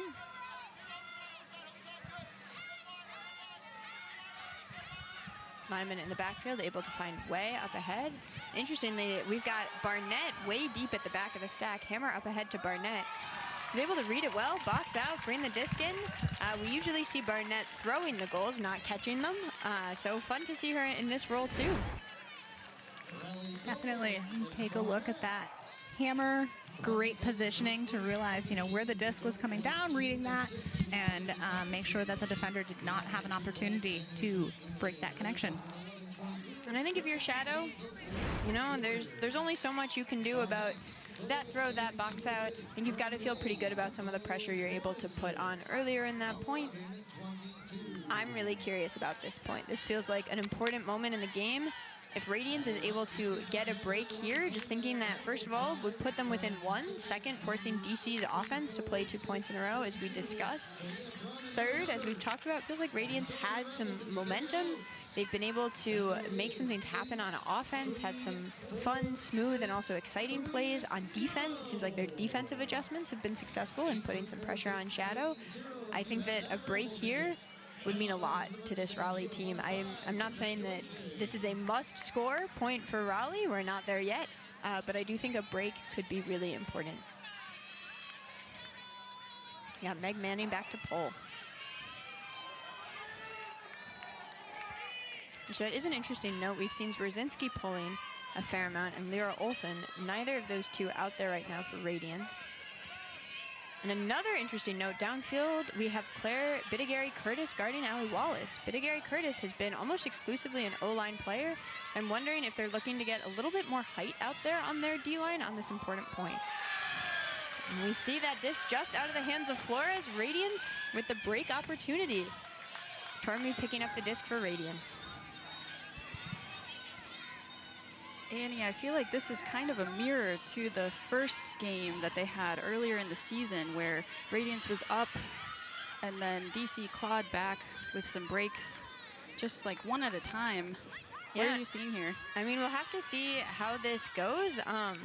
But something that I think has been fun about this game is that it feels like Radiance has been coming back off of some little adjustments here and there, playing with their system. And we see Riedel up ahead to Bidigary-Curtis for the break.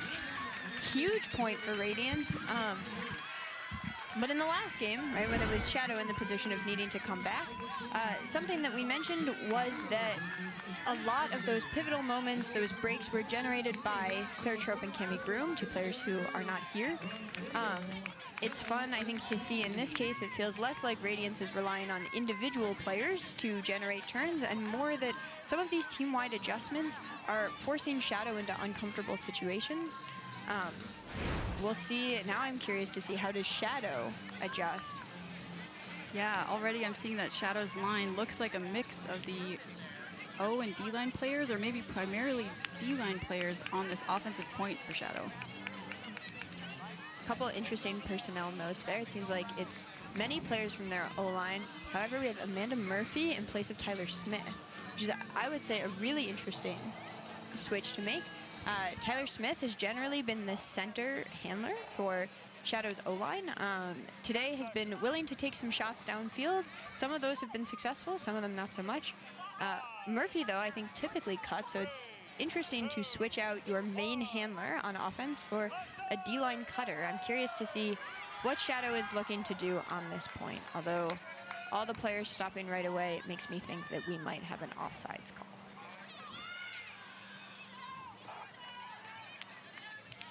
And you see the observer making that X signal for offsides. Smalling coming in to tap the disc in at the brick mark. Smalling upfield to Flores. Flores to Murphy. Murphy marked by Manning. Murphy back to Flores, marked by Yu. Flores finding Murphy in the middle of the field, as we do see Murphy back in the handler set. And Jess O shooting deep. That look is for Claire France, but it looks like it might tail out of bounds. It does. Radiance with the chance to break to tie the game.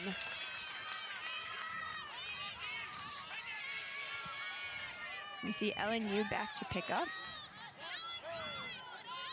This will come in right on the sideline there. Radiance is set up in a hoe stack.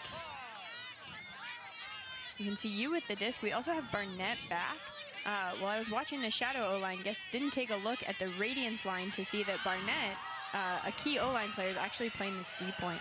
Big shot by you downfield. Zwerzinski able to body well, run that down, and then the look ahead to Betcher. Betcher's gonna run that down. We are tied.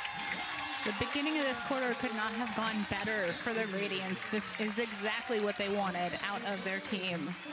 Yeah, and it's funny, like you were saying, Aaron, really a mirror of our earlier game. This is very similar to what happened in the last Shadow Radiance matchup, but with the teams in the opposite positions. In that game, they came into the fourth quarter tied, and then Shadow early in that quarter was able to come back. We got about 9 minutes left, tie game. What are you saying in this huddle if you are the Shadow coaches? I think Shadow coaches need to just remind the team again why they're here. Remind them, you know, that they know and they have all the pieces to make this work. I think this is a time to re-inspire confidence, maybe do some visualization. This is a pivotal moment. There's about just under 10 minutes left in this game, 10 minutes left to play together, and really coming together and doing that together. If you're the Radiance, you have to feel really good because those last two breaks were made by their D-line. They did not have to take the timeout to sub in their O-line. That has to be a big confidence booster for the D-line, where earlier we had a couple of periods where they did have to take the timeout and switch in the offense to get a break. Right, and it did seem a bit like a bailout big throw from LNU, but it was very well placed and very well read by Zwerzinski to really keep that in the Radiance's hands. And just another streaking player wide open deep. That's an easy score for the Radiance. I'll also be curious to see as we get closer and closer to the end of the game if Radiance continues with some of these slight personnel changes that they're making. We're still seeing mostly their O-line players play O and mostly their D-line players play D. But as mentioned before, we did have Alex Barnett out on a D point and then helped to lead the offense downfield off the turn. Right now we have Bidigary Curtis playing defense. I'm wondering if she's coming down again on the Wallace matchup. I think that is probably the best option Radiance has for limiting Wallace downfield. Pull coming up. We got Smith back to field the pull. Smith up ahead to Smalling. Interestingly, we have Zwerzinski down on Wallace, so we do have Bidigary Curtis out, but that is not the matchup that Radiance is choosing to go with, at least to start the point. Smalling with the disc. Smalling reset to Smith. Nice defense by Manning to prevent that strike cut. Smith finding Wallace. Yeah, Radiance did a great job there of junking up their pull play. And Shadow is now back in their vert stack. I'm curious to see, Radiance has done a nice job switching on the handlers to slow down that handler motion. Often that switch, though, does open up a break throw. Curious to see if Shadow can find a way to use that throw, take advantage of the switch downfield. Some physical defense from Manning, but Smalling able to make that catch and center to Flores. Flores up ahead to Smith. Smith hits the around to Smalling. And up ahead, nice grab by Wallace, really digging it out of the grass there to maintain possession. Sends it back to Smalling. Smalling finds Smith on that inside look. Shadow able to stop the Radiance break train, settle in a little bit, go Yeah. up 1 goal. Looking confident and patient there. Shadow punches that in. Smith now has 2 goals and 4 assists on the day. Smith was assisted by It's interesting, especially to see that patience as they transitioned into their end zone. There were a few moments where no one was cutting and they were just getting back into the stack and kind of finding their spot and knowing who was going to make that next move. Nice work with the patient handlers finding that swing and score.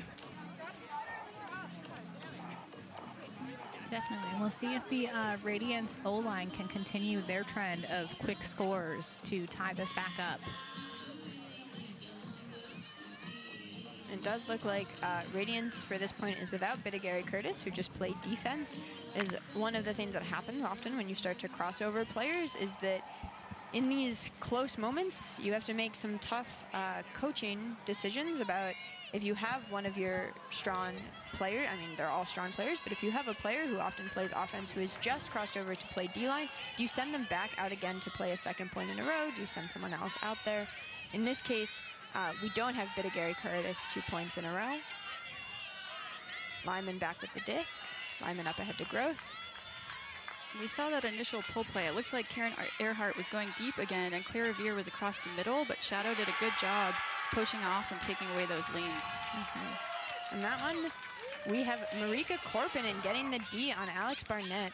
And Korpinen mentioned before the game by the DC coaches as a potential not super on the radar player to watch, and we see her catching that goal.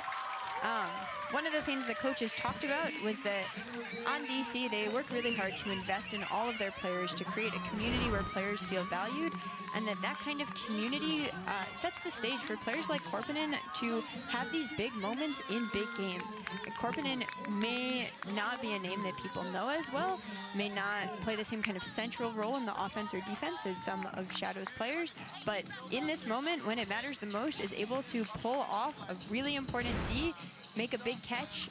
So credit to Shadow and all the work that they have done to prepare their whole roster for this moment.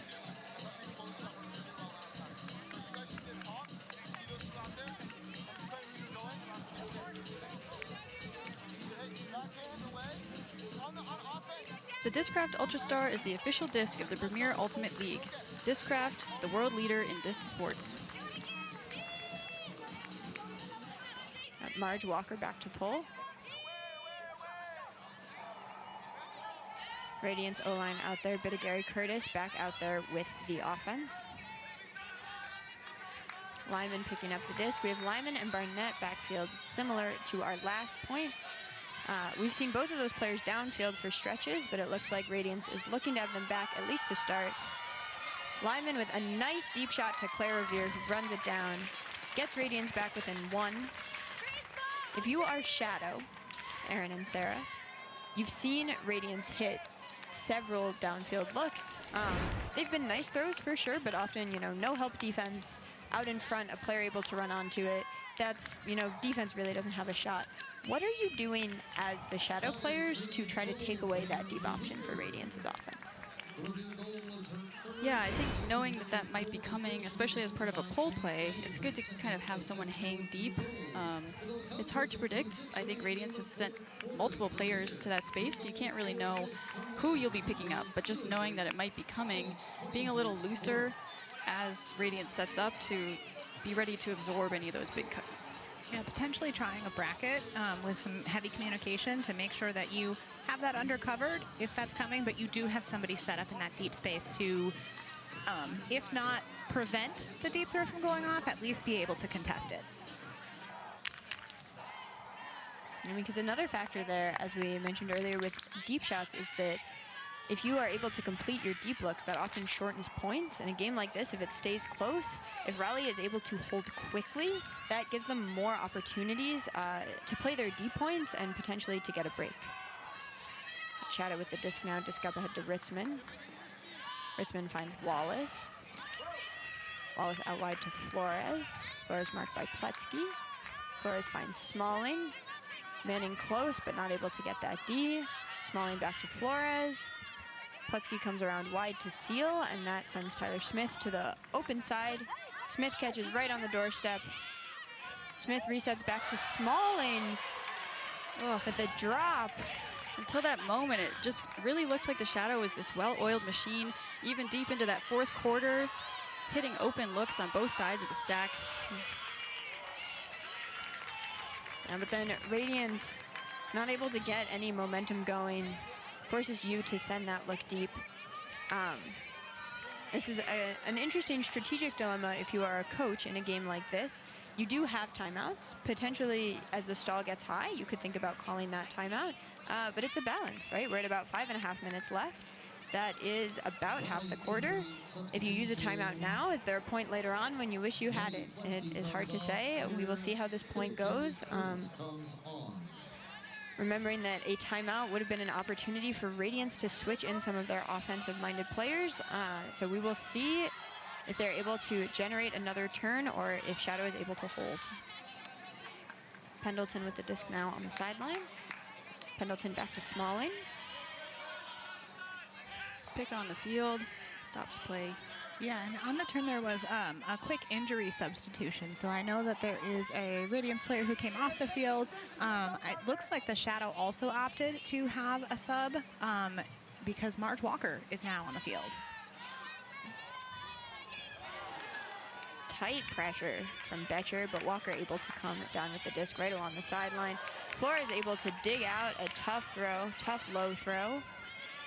And a close one, Smalling able to catch it, send it up ahead to Harris. It's Walker who is wide open, but it looks like Walker is wide open because of a pick. So that throw will go back to Harris. Shadow has been able to pull off some impressive catches to maintain possession on these resets. If you're Radiance, I think you're hoping to continue to slow them down, force those hard throws. Eventually, one of them is going to be a turn. Walker on the layout. Again, a tough reset catch. Walker right now marked by Betcher, looking you tight on Smith, but that nice throw from Walker, nice shape right around you. Smith able to come down with it and then hit Pendleton upfield. Pendleton marked by Riedel. Riedel looking for Walker, and that is a turn. You picking up the disc, and we see the little white flag fly onto the field right away. So on the first chance, Radiance coaches opted to let their D-line stay and play on. Second opportunity, I'm guessing that they're taking a timeout to put their offense in. Yeah.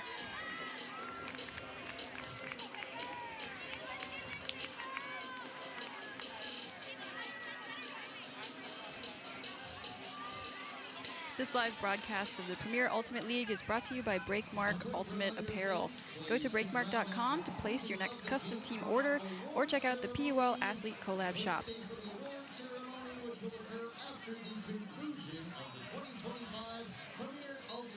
Just outside of the camera angle, when that timeout was called, Zorzinski was streaking deep and, sort of did a, hands above their head, frustrated, because definitely had many steps on her defender. And looking out at the personnel on the field, it does look like Radiance has opted to put their offense out there, and Shadow has some of their defensive players out. So I believe this has been a full wholesale change. I think all 14 off, 14 new on. Radiance back in their diagonal set, which last time they were looking for Barnett at the front of the stack. Same look again, Barnett able to catch it.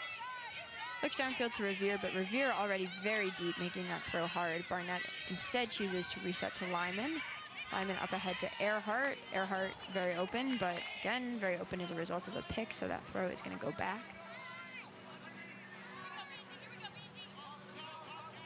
And Radiance at this point is out of their diagonal set in a pretty classic vert stack right in the middle of the field. Lyman with the disc, nice inside to Earhart. Earhart finds Lyman. Lyman marked by Laurie. Kind of an interesting matchup. Laurie tends to play downfield for Shadow. I wonder if Shadow has been trying to figure out who to put on Lyman, given that Lyman has been going in and out of the handler space and the downfield space. Lyman's got the disc again, finds Earhart upfield. Pushes downfield, forces Laurie to sell out to take that away. Lyman able to get the disc back in the middle of the field and hits a nice inside to Caitlin Gross. Gross with the disc, finds Earhart on another nice inside. Nice mark by O to take away the continuation to the break side, and Earhart looking back for Barnett. Goes a little too far in front. Nice pressure there by Jackie Wan. Shadow with the chance to score. Wan, though, coming off the field on an injury sub. It also looks like Alex Barnett is calling a foul here, wanting to talk about it before this player leaves the field. Our players coming back, we see the observers quickly discussing between themselves. This could be a really important call. About 2.5 minutes left, 1-point game. We'll see how this gets resolved. It looks like we've got the motion for no foul. Smalling coming in for Wan. Don't see any substitution happening for Radiance. So it looks like they're going to leave all 7 O-line players out there to play defense against Shadow. Sauerbier picks up the disc, hits O. O looking for Smalling. Barnett in close pursuit. And though Barnett doesn't get the D, maybe that close defense puts on some pressure, forces that tough throw to Sauerbier, and Radiance able to get the disc back. Earhart with the disc now on the side. Earhart tough inside. Revere able to run it down and then looks downfield for Lyman. Lyman did have some steps, but that throw is not far enough in front. Sauerbier able to D it.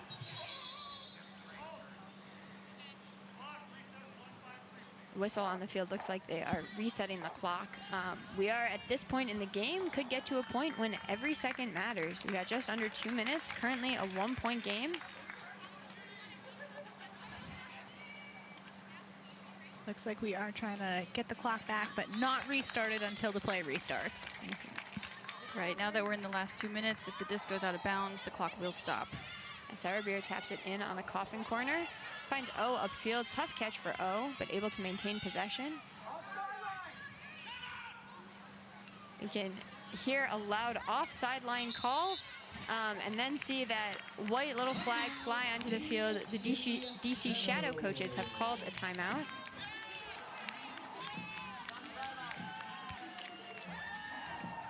And we are going to take you into the DC huddle.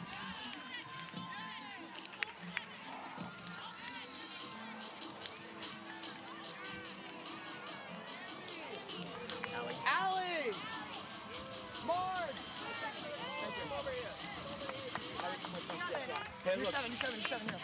It's 142. Like, we don't have to score. We just need to move this ball. Hey, listen. Okay, 2 principles here. High stall count, we throw it deep if it's not available. Other times, let's cut really hard. Let's still play our vertical stack offense. Let's get Tyler with the disc. We'll have Kiro be behind, and we'll just cut from the front. Will be March. Okay. Do you have another one? No. Okay. Here we go. High stall. 3 seconds. Sidelines off the field. Sidelines off. We could hear in that DC huddle them calling who's back and calling Marge Walker as the cut from the front. As we've mentioned, DC loves that cut from the front as a way to initiate motion, especially off of a dead disc. We'll see if Radiance is able to take away that first look. Yeah, if Shadow is able to hold on to the disc for these couple last minutes, they will win this game. If Raleigh can force a turn and score, we may be looking at an overtime scenario. In the PUL, there are 2 overtime pieces. The first overtime is 4 minutes of extra time, and if it is tied again after that 4 minutes, we'll have a second overtime that is more of a sudden death, first score wins scenario. There's another flip to start the first overtime, and whichever team starts on offense for the first will start on defense for the second. Tyler Smith puts the disc in play, finds Walker at the front of the stack. A personnel note. Radiance generally has their defensive players out, but we do see Bidigary, Curtis, and Barnett. Barnett playing excellent defense on Flores in the reset space, forcing a high stall throw from Wallace, who is able to get the disc to Flores. Looks like an uncontested push-out foul called. Flores to tap the disc in on the sideline. Here we go. Again, that cut from the front of the stack, that strike cut or check mark cut, is a go-to for Shadow. Flores with the disc, very high throw. Murphy able to run it down. Pletzky marking. Great read by Murphy there. Murphy resets to Smith. Smith marked by Manning.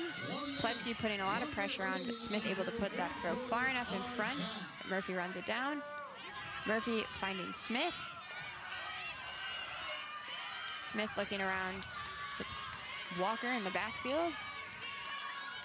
Walker back to Murphy, back to Walker. Walker marked by Bidigary Curtis. Kind of an interesting matchup. Bidigary Curtis, a cutter, usually guards cutters, being forced to guard Walker in the handler space. You can definitely tell that Shadow here is just playing the game of possession as they run down the clock, hoping to not turn it over and not even give the Radiants a chance to score and tie it up. Yeah, with less than 30 seconds here.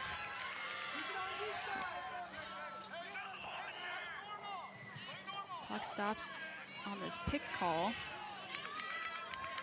Now, I'm not sure exactly what the stall is at right now, but Shadow is either 1 or 2 completed throws away from a championship. And once they get within 10, whoever has the disc can just hold it. Now throw up to Smalling, who hits Wallace. We are under 10 now. You can see the arms up from the Shadow players. They know that is the game. And the DC Shadow are your 2025 Premier Ultimate League champions with a final score of DC Shadow 18 and Raleigh Radiance 17. And congratulations to Shadow, a dominant season, a close, exciting final, delivering as promised on all of our hopes for it. But Shadow is able to pull out the win, making sure that Radiance was not able to fully flip the script on them. Congratulations to DC. Thanks for watching along with us. Can't wait to see you next year in the Premier Ultimate League.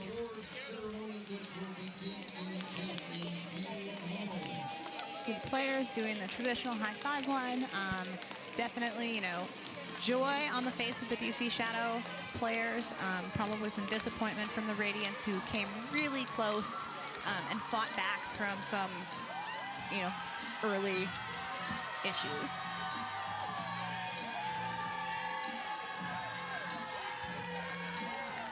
And we do have to see Radiance. I'm sure they're disappointed, but their arms up.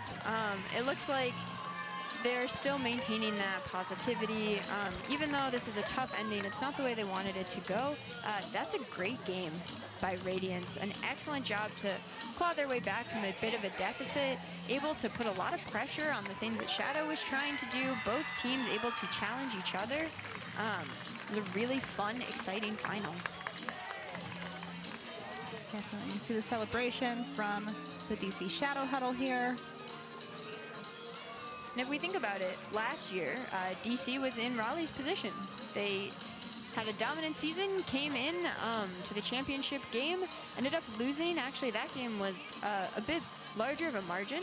Gridlock was able to win last year 16-10, and we see Shadow back this year. I think they've looked so calm, so collected, so confident the whole season. There is something about playing in this game, seeing this stage, that prepares you for the next season when you come back. So I'm sure, though, Radiance may be disappointed. They have just seen Shadow lose in this game, come back the next year and win it all.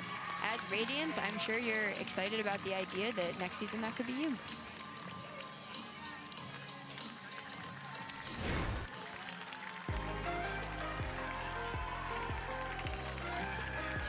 All right, thank you again for tuning in to the Premier Ultimate League Championship Weekend. I'm Sarah, joined by Aaron and Annie, and we hope you had a great time, and see you next year.